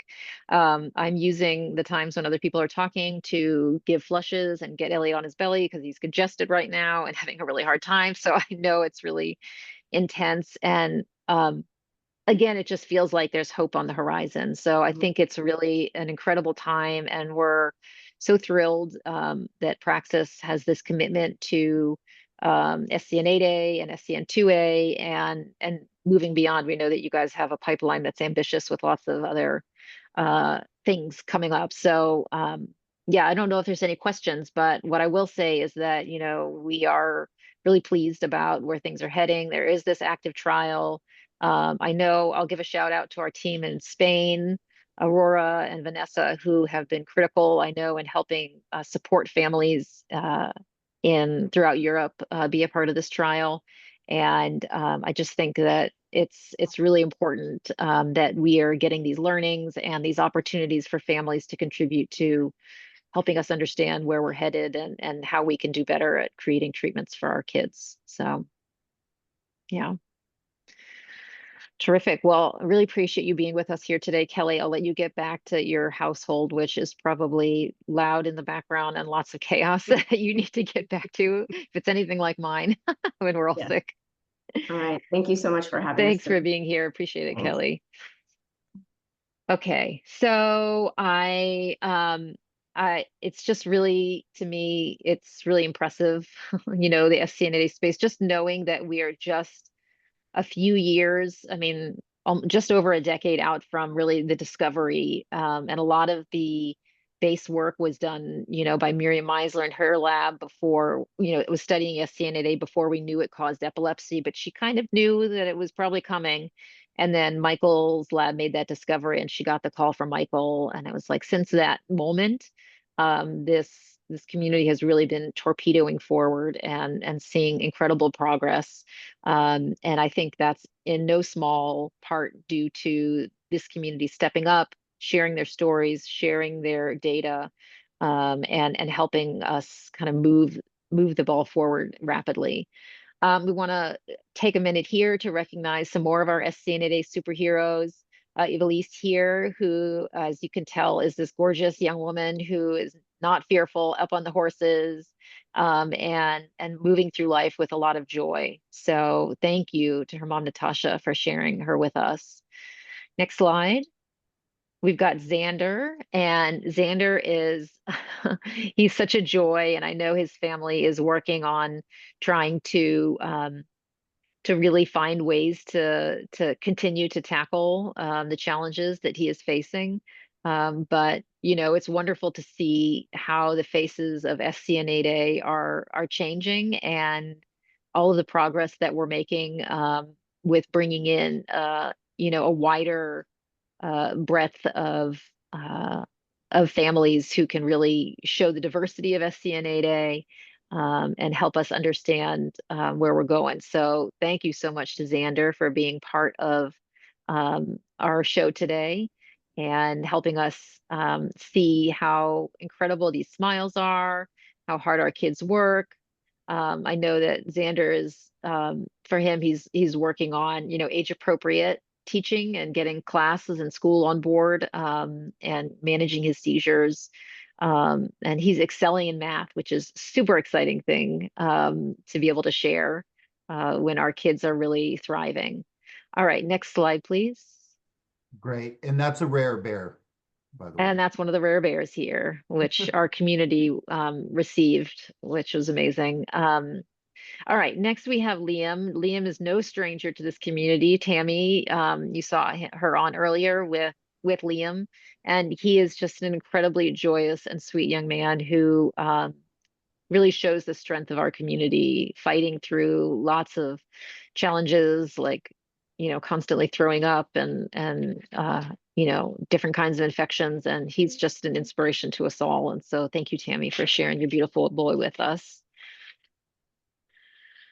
Next up, all right. We're really excited to invite Longboard Pharmaceuticals to join us today. We've got Sophia and Kellen, who are key members of the team at Longboard. And if you are unfamiliar with Longboard, they have been working through a really innovative approach to finding treatments for not just one disorder at a time, but really looking at making sure that they are covering a broad spectrum of disorders in the work that they're doing with this, really unique and hopefully not unique for much longer, but this idea of really bringing out cross DEE trials so that we don't have to wait, 3, 4, 5 years for every different disorder to go through trials to get at a treatment available for us. So Kellen and Sophia, thank you so much for joining us today. We're really pleased to have you. And maybe you all can just give us a little background on what's been happening at Longboard. You guys just got off of a very successful phase 1/2B trial and are now starting a second trial. Well, it's underway already, but maybe tell us a little bit about that trial. And we should clarify too that Longboard was recently acquired by Lundbeck. So you'll see when we drop some links in the chat, there will be Lundbeck links, but it's still Longboard with Lundbeck doing all of this. You guys can explain it better, but Kellen, why don't you kick us off? Sure. Hi, everyone. So first of all, I saw a few Eagles fans already. I grew up in Kansas City, so go Chiefs, which may or may not please people, but whatever. So I joined Longboard back in April of last year, and have had a tremendous amount of time working with the communities in the DEE space. I'm not a stranger to epilepsy. I used to work at UCB a long, long time ago, before they got into the DEE space. But it's great to be back. It's great to help out everyone. And thanks for sharing all of your wonderful stories. So as we just said, we got acquired by Lundbeck at the end of last year. And we are tremendously excited because Lundbeck had a history in the epilepsy space with their products, specifically in Lennox-Gastaut. And they haven't been in that space for a while. And so they're very excited for us to get back into it. And it provides us with this really great amount of resources to move our phase 3 trial, which I'll talk about in a minute here, forward faster, right? Before I do that, I do want to say there was something that just popped up a couple weeks ago in case people hadn't seen it. But our phase 2 trial, the 12-month open label extension finished, and we released data from that. And I believe that should be in the chat. Well, it'll go in the chat here. The Lundbeck press release. So the big take-home thing here is this was our first attempt at what people have termed bucket trials, but really what we're looking at is the entire DEE population all at once. So Dravet, Lennox-Gastaut, and any other DEE of the 25-ish DEEs that are known right now. And what we saw is that after this 12 months of open label extension, there's still about a 60% reduction in seizure, countable motor seizures, along with our safety, which you can read more about in the press release. But our safety continued on from what the signals that we saw in our randomization phase. So things that you might expect in a clinical trial, like upper respiratory tract infections or seizures, fever, vomiting, decreased appetite. All of these, we didn't see any new safety signals. And then if we go on, so you can read more about it in the press release, and I'm happy to talk a little bit more about that. But one of the things I want to touch on before I talk about the phase 3 trial is the philosophy at Longboard and now at Lundbeck is that research really should be part of the journey, right? I think too often people separate research out from medical care, and we really believe that it's part of the journey. I personally, when I go into a doctor and I personally have had back problems where I've asked, well, what kind of trials can I get involved with? And they're like, so I know how it feels where doctors may not know these things. We encourage everyone to talk to their providers and think of this as a treatment option on top of the available medications, not instead of all of the medications, but on top of those. And participating in research really allows you to potentially get better seizure control, right? It depends on how the drug is, if you can be included, and whether you're one of the responders. But what research can also do is provide you earlier access to that medication before it potentially comes to the market.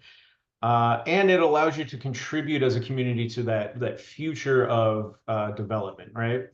I know some of the other people have talked about registries and various natural history studies, and those are also really great to get involved with. So if you're not part of anything, I really encourage you to get involved with something, even if it's not an investigational trial. A lot of our providers are really busy. We know that, right? They don't necessarily think of research as part of the treatment paradigm. So these non-traditional options are not at the top of their head. We run into that in clinical trials all the time, having to remind even the investigators, like, remember, you're part of a trial, like, do you have patients that you can potentially enroll? So, only 4 of the 25 known DEEs have an approved therapy. So there's a huge unmet need, and you guys, I know, are part of that unmet need. So part of our phase 3, which has, moving to our phase 3. It's now kicked off. I believe, so Gabi can put a link to the study. There's actually 2 studies that are ongoing at the same time. So there's the Deep Sea study, which is for specifically Dravet patients, and then the Deep Ocean study, which is for every other DEE.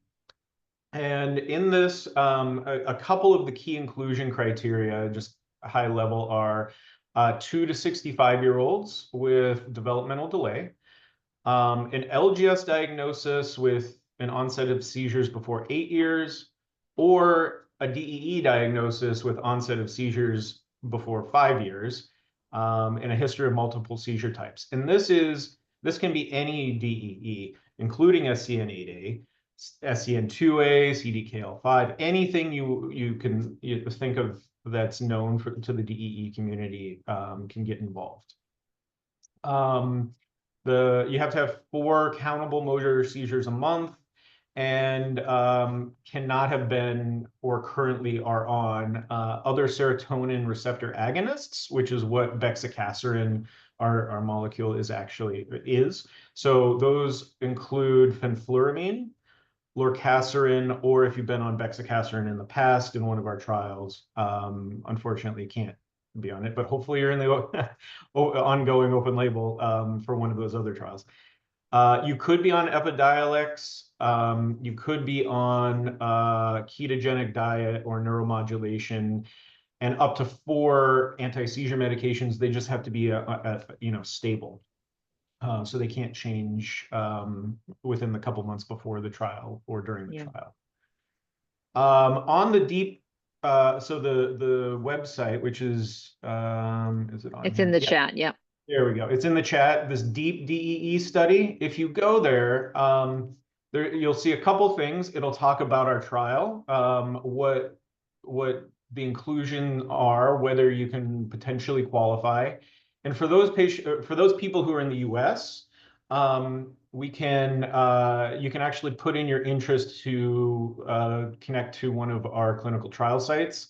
We are not up and running 100% yet, so there are a lot of coming soon sites. But if you scroll all the way down to the very bottom of the page, there's a map, and so you can see exactly where the closest site or sites, depending on where you're at, are.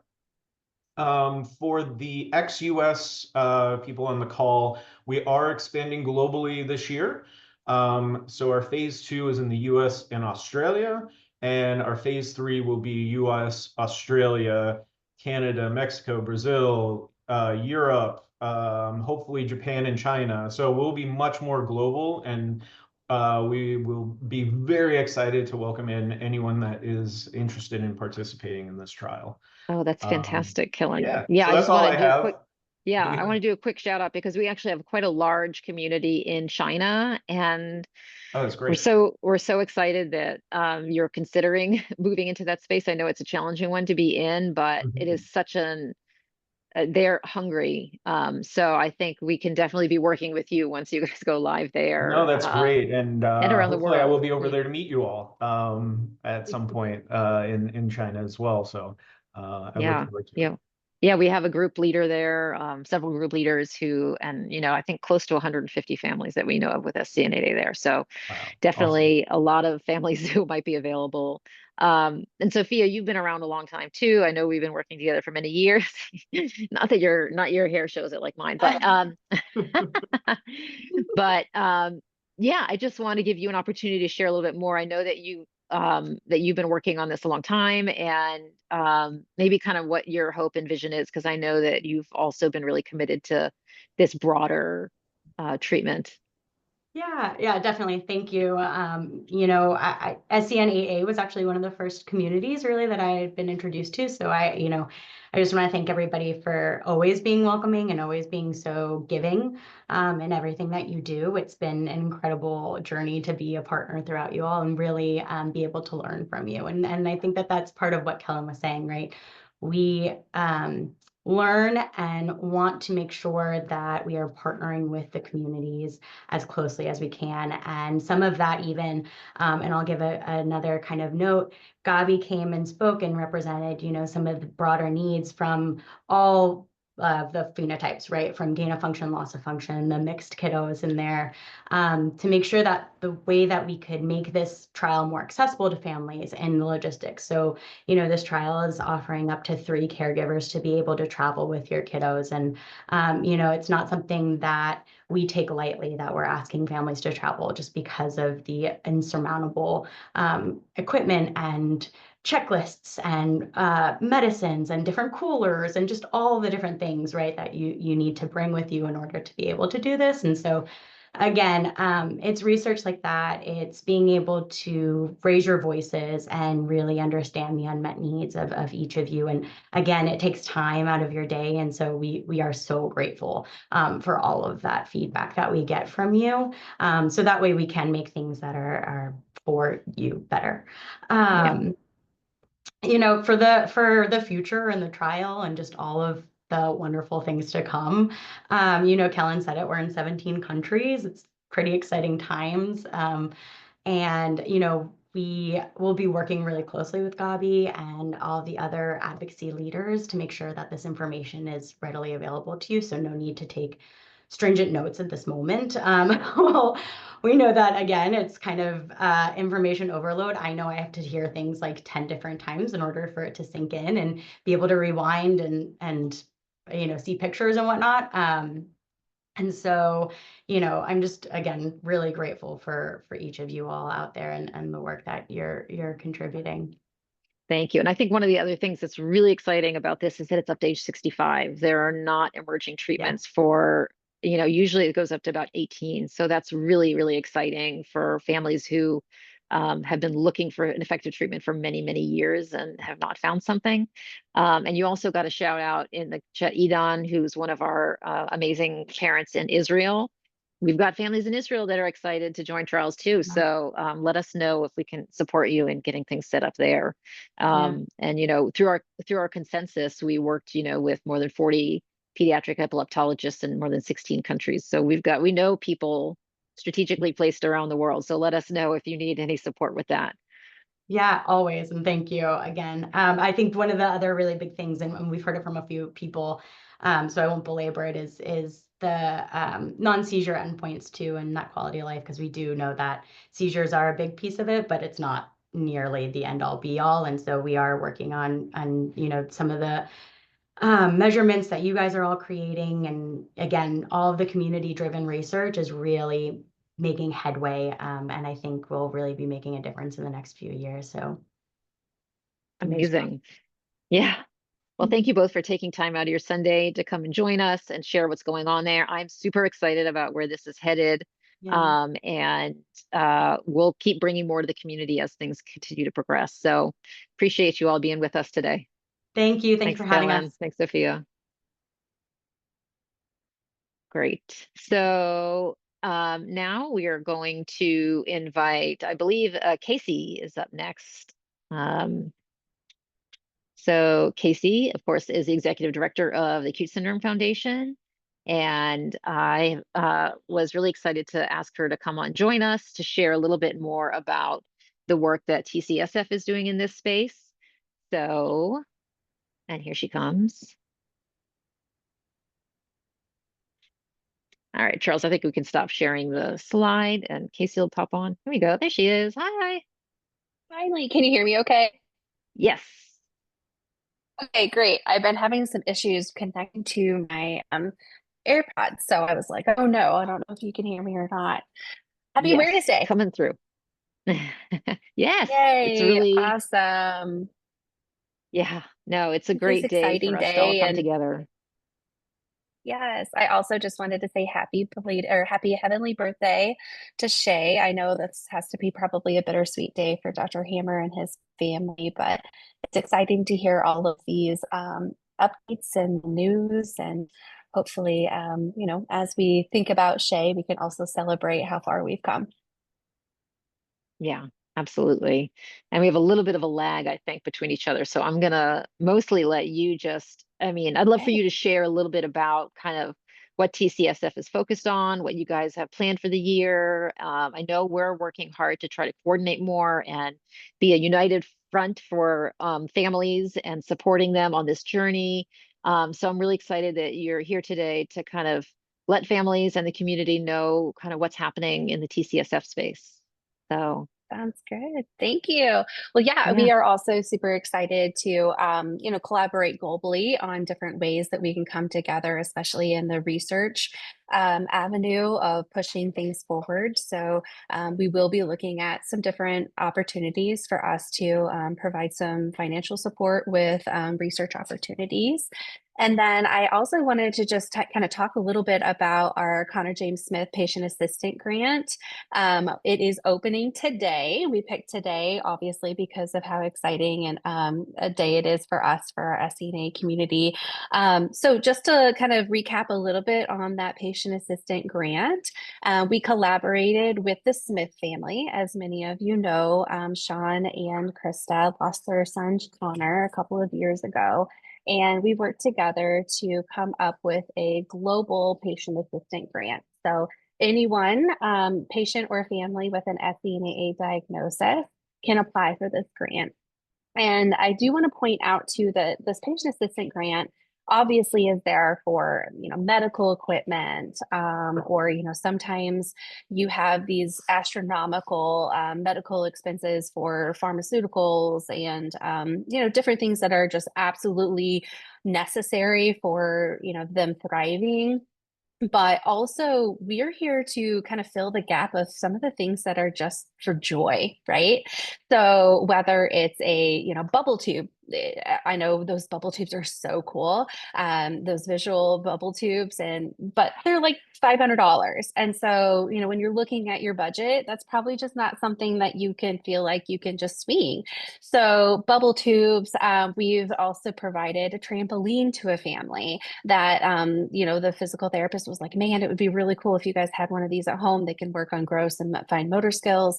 And so I just want to encourage families to really think outside the box when they're thinking about this patient grant. And it's here for you. We're here for the community, for them to think about what could bring their family joy, or what's something that you really think that your child may enjoy. And we would welcome you to apply. So once I get off here today, I'll make sure to put in the chat the link to that grant. And if you have any questions at all, oh, I think Danielle's doing it. Great. So if you guys have any questions, or if you're like, man, I was kind of thinking this, but I don't know if I should apply or not, please reach out to me personally and we can chat about it. So yeah, the Cute Connection grant is live and we would love to see many applications come through, and that's for anyone in our community. Let's see. We also have, would vision therapy? Yes, that is definitely something that we would consider. So send us that application. Also on the application, it does ask, like, is this something that is, covered by insurance? And they might add, it says something to the effect of attaching some type of letter. Just know, put a, put a little blurb in there of if it's something that you do know for sure that it's not covered by insurance, and I'll reach out to you personally. We can chat about it. We also have our Cute Connections grant, but we will continue with this this year, which many of you actually attended some of those Cute Connections in the last 2 years. We've hosted some in Missouri and Georgia, Italy. Let's see here. Indiana, so all across really the world, and we would love to see more applications come through on that. So more information coming out in the upcoming weeks about the Cute Connections Family Meetup grants. Let's see, we're also looking for more ways to support families socially and emotionally. We've talked a lot about research opportunities and, and trial opportunities today, and which are just amazing. But we all know we're barely holding on by a thread, right? And so as much as we want to keep moving forward with those things, we also want to make sure that we're helping support families as much as we can. And I know your ambassadors do a fantastic job, as well as our TCSF volunteers. And we're looking at ways to, okay, what are some different, maybe even monthly virtual things that we can host through TCSF? We have our monthly book club, but maybe there's some other things out there that parents would be interested in. So we'll be doing some polls and reaching out to families and say, okay, what do you want to see? What are some things that you would like to be involved in? So that's going to be coming out soon as well in 2025. And then one of our big things is the annual gathering. And so we will be doing that again this year in Atlanta. So that will be in December, and we will also be doing the family travel grants. So as we have more information about that, so families can attend, we will be putting that out there as well. Yeah, I mean, that's our main points of interest in this year. And as things come up, we'll obviously adapt to that. But we're excited to provide some support for families and see what we can do to kind of make life just a tiny bit easier. No, it's immense. It's incredible value that you're able to give to the community, and that support, and those grants are amazing. So thank you to, to you all for doing that and finding ways to support the family, and of course Kristen and Sean, who are incredible. So yeah, I'm thrilled that you were able to join us and share a little bit more about the work that you're doing, and we are talking behind the scenes, so everybody knows, about more ways to coordinate and push forward progress for the community. And I think it's going to be an incredible year ahead. So I agree. All right, thanks so much for joining us, Casey. Thank you. Bye-bye. Take care. Bye. All right. So really appreciate that Casey was willing to come in today and share a little bit more. We want to share a few more of our superheroes here. Charles, if you can make the spotlight on the slides. There you go.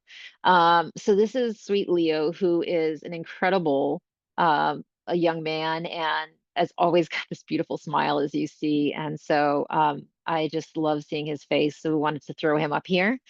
All right, next slide. This I'm particularly excited about.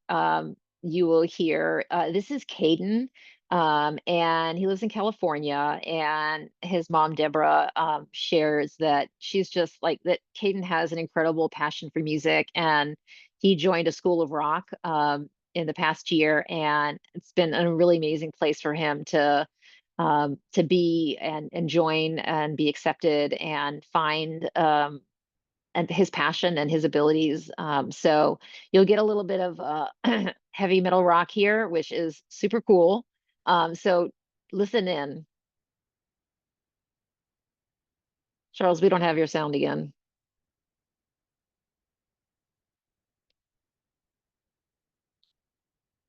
I think you're muted maybe because we don't hear it.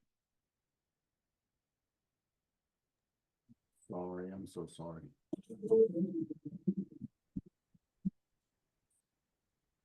Well, sound isn't very loud, but you can see how much passion Charles, you got to hide your other stuff, Charles.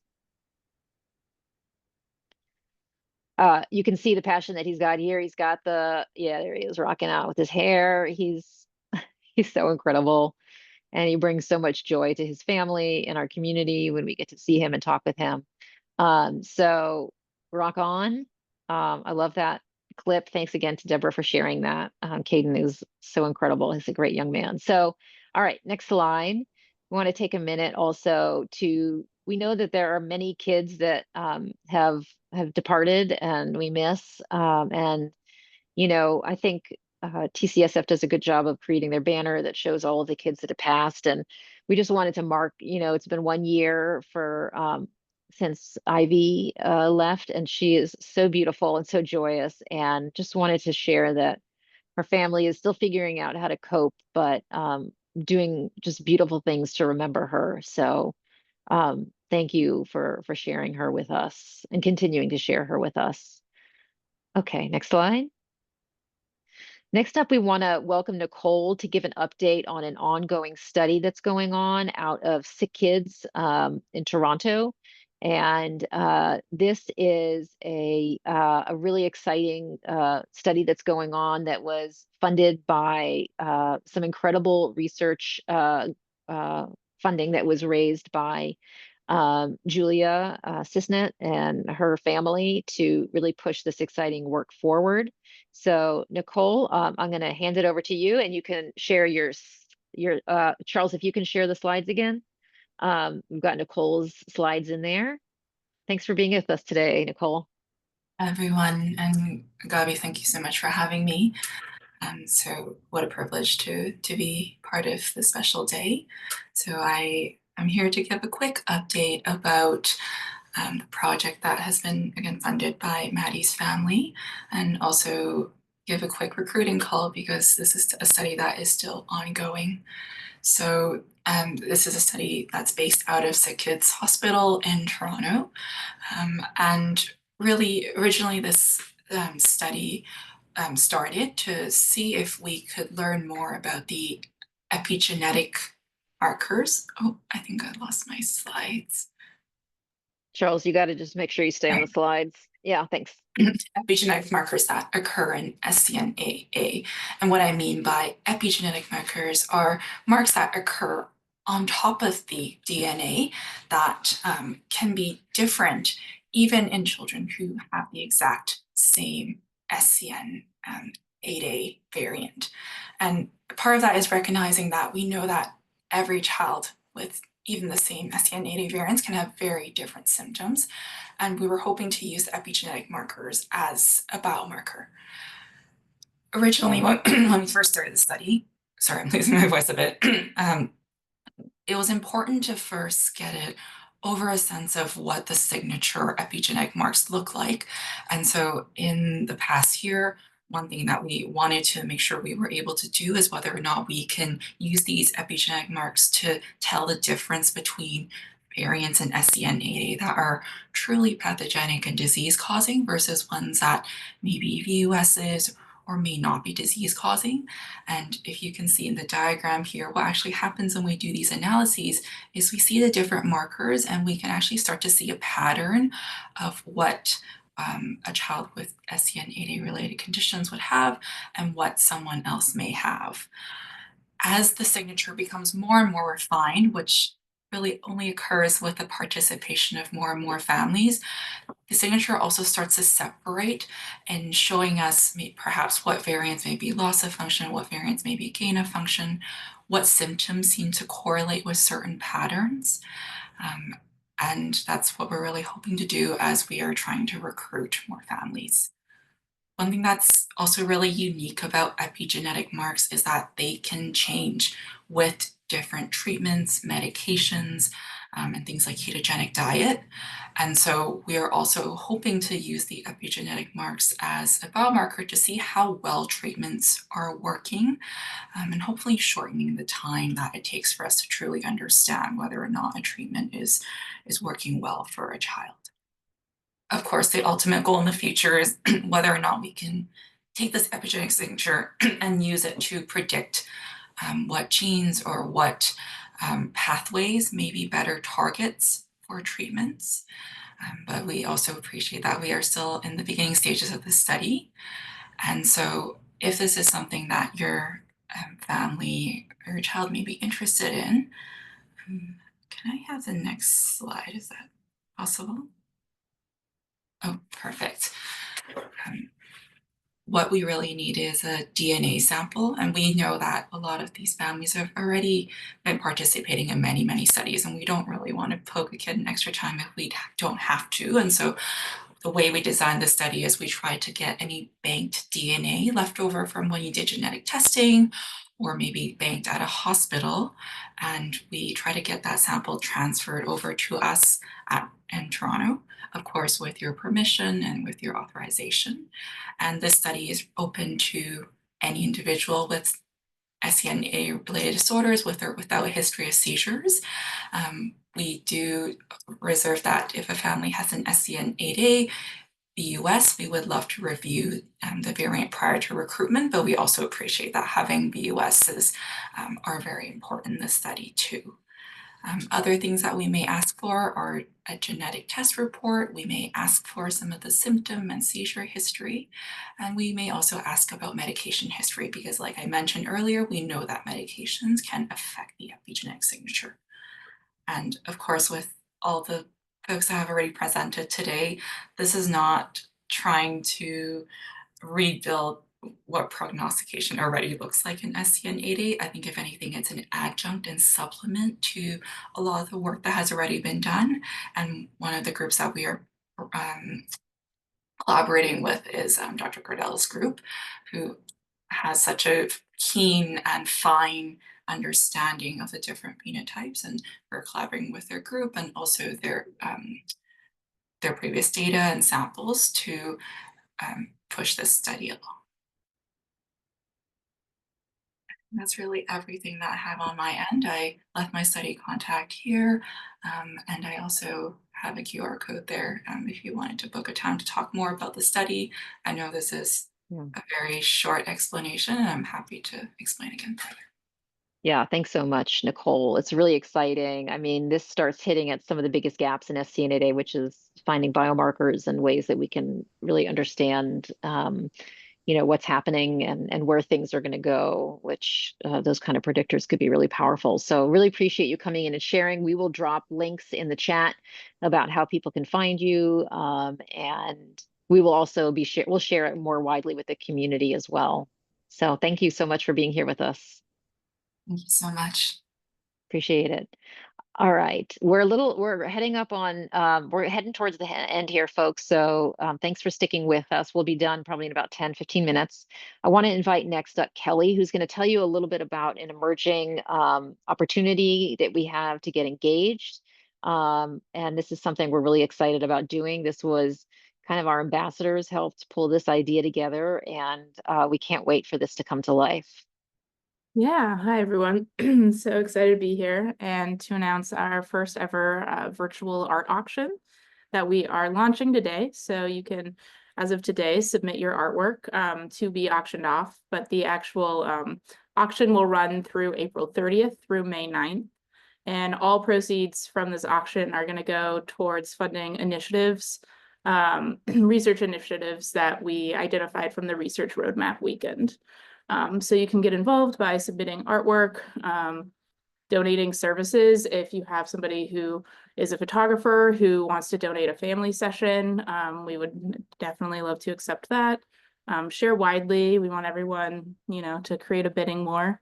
And yeah, we're really excited for this. So if you have any questions, you can email me, and I will drop the link to this on our website in the chat when I'm done.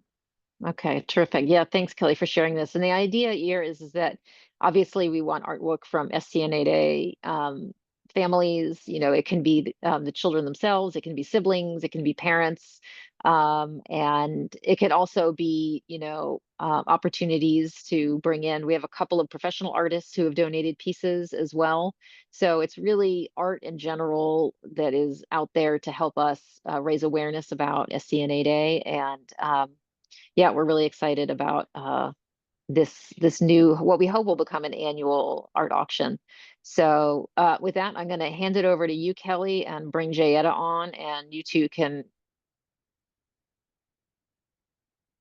Yeah, could you go to the next slide, Charles? All right, great. So I'm just going to give a quick overview. I think most of you have already heard, but we are super excited for the Chan Zuckerberg Initiative Rare as One grant that we received last year. So we are cycle 3. We join groups such as Families SCN8A, CACNA1A Foundation. And this cycle 3 is really exciting because it's $800,000 over 5 years. And this funding mechanism is really meant to build capacity. So it does not go towards funding any research like the art auction funds will go towards.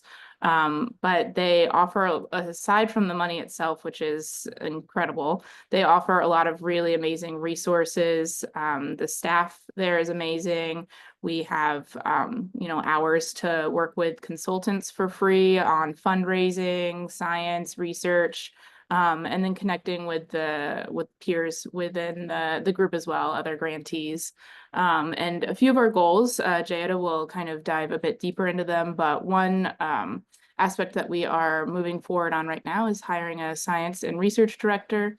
And we have a lot of really other exciting initiatives coming from this funding as well that Jayetta can dive more into. So that's on the next slide. Jayetta, you got to unmute. Thanks. The next slide gives you a visual representation of the range of initiatives that are related to both the CZI grant and follow up on the research roadmap. And basically, the idea is to build on the various initiatives we've had over the last 10 years to bring different parties and partners together, whether it be researchers, clinicians, families, pharma.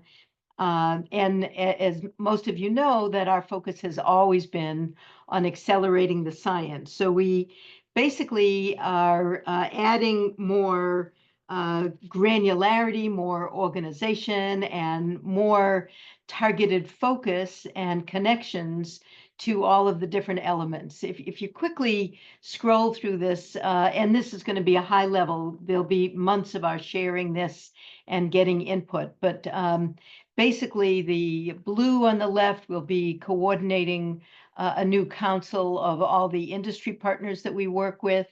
The green is basically building a true collaborative research consortium with a range of different research-related initiatives, some of which already exist, like our lab research consortium, but new things like an advisory council that would serve the whole Global Alliance group, as well as ongoing mechanisms for researchers to share in hot topics related to those prioritized research priorities identified through the roadmap. So that's the green will be a major new focus on coordinating elements of research to accelerate progress. The pink areas are really all our different family-related initiatives. And as you know, we already have the family network meetings, which are so bi-directional in learning, and our ambassador program and the registry. The two new ones is really this caregiver advisory council, really formalizing the way we really connect with and have sustained input from families about what we're doing, what works, and input on our programs and helping evaluate programs to make sure they're meeting families' needs. Then the orange is the clinician network, which we've had for over 4 years now, that together collaborated on the consensus. But that new initiative that Dr. Fitzgerald mentioned right at the beginning is these new case conferences. And like you heard from Kristen and Megan about the growing emergence of mixed phenotypes, of mixed gain and loss of function, these really complex cases that so little is known about. These new case conferences would bring together leading clinicians working on an individual case and other experts, and really try to break new ground in our understanding of these complex, intractable cases. The key thing here, as I mentioned, we'll be sharing this. This will really be a strategic 3-year plan of the Alliance to implement all these. We'll be working through the ambassadors. We'll be able to talk with folks and get input about it. We'll talk about it at some of the family meetings and let folks know ways to give input and feedback. The new Caregiver Advisory Council that'll be set up. News about that'll be coming out after the details of that are worked out. We'll work with the global leaders on getting feedback on this plan. And then, of course, with researchers, clinicians, and pharma companies. So as you see, it's bold, it's strategic, and all of it is meant to be putting in place the mechanisms to facilitate and accelerate progress on those major research priorities identified through the roadmap process. So be on the lookout for more. Thank you both for sharing a bit about that. I've got Elliot joining me here. He's having a cluster of seizures, so I need to keep him close as we're wrapping up here to make sure that he stays safe. But that's the life. It doesn't ever stop.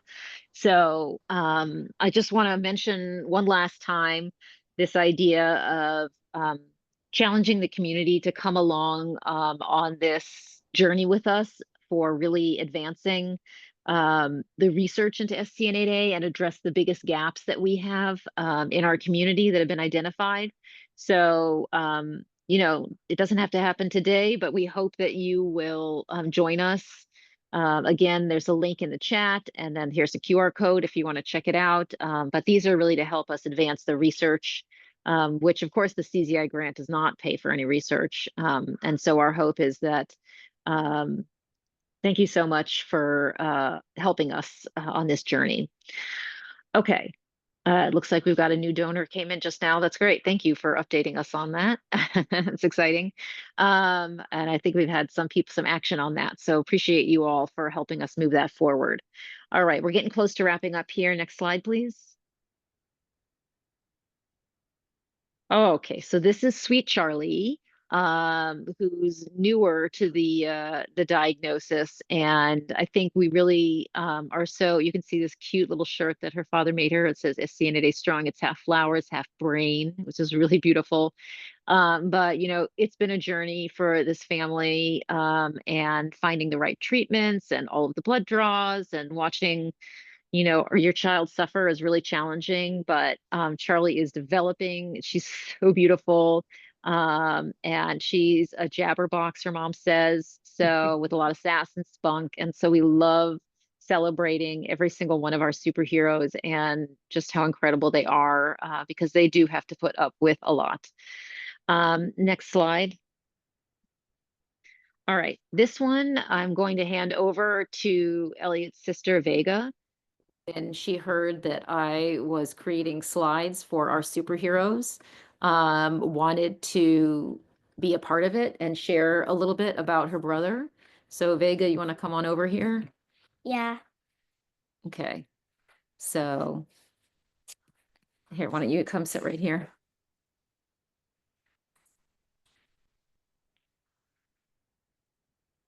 Okay. All right. Hi. What do you want to say? My name is Vega and I'm 9 years old. This is my brother Elliot, and he has SCN8A. Living with him can be different from what other kids might experience with their brothers and sisters. Sometimes Elliot might have seizures or need extra help with things that other kids can do more easily. This means our family has to be really flexible and supportive, often checking in with doctors if we see anything suspicious, or making sure Elliot has everything he needs to feel comfortable and happy. I try to be a good sister by helping out and playing with Elliot when I can, and sometimes I need to be patient and understanding when plans change because of his needs. Even though it can be challenging, I love my brother very much and want to support him in any way I can. Every time I see a dandelion or puff or the first night star, or when I'm in Hebrew school and we pray our wishes, I wish for a cure. Okay, maybe I kind of want a dog too. Thank you so much, sweet girl, for contributing that. I know you wrote that and really had Elliot has an amazing sister. So thank you for being with us today. And Mom wasn't gonna make a slide for Elliot. Ooh, naughty mama. Yes, but Vega made sure that Elliot was represented as well. So there's a bunch of pictures of Elliot. There's one of him with my grandmother. Two of them that's Mom and Elliot. Four of them, wait, no, 5 that are just him. And then over here we have me and Elliot snuggling together, and in the middle there's a picture of everyone in the family with Elliot. Indeed. Thank you so much, Vega, for preparing this slide on behalf of your brother. It's very generous of you to share him with our community. Okay, let's see. I think we can go ahead to the next slide. I'm gonna go read now. Okay, Vega's always reading. So we want to also take a minute here to recognize that our community goes far beyond just the families working in our space. It is all of our clinicians and our researchers and our team here at the SCN8A Alliance, Charles and Kelly, Jayetta and Michael. And Charles has been an invaluable member of this community for the last several years. And he's just been on an unimaginable journey to lose his son, Aiden, who was just 25 years old, to an accident recently.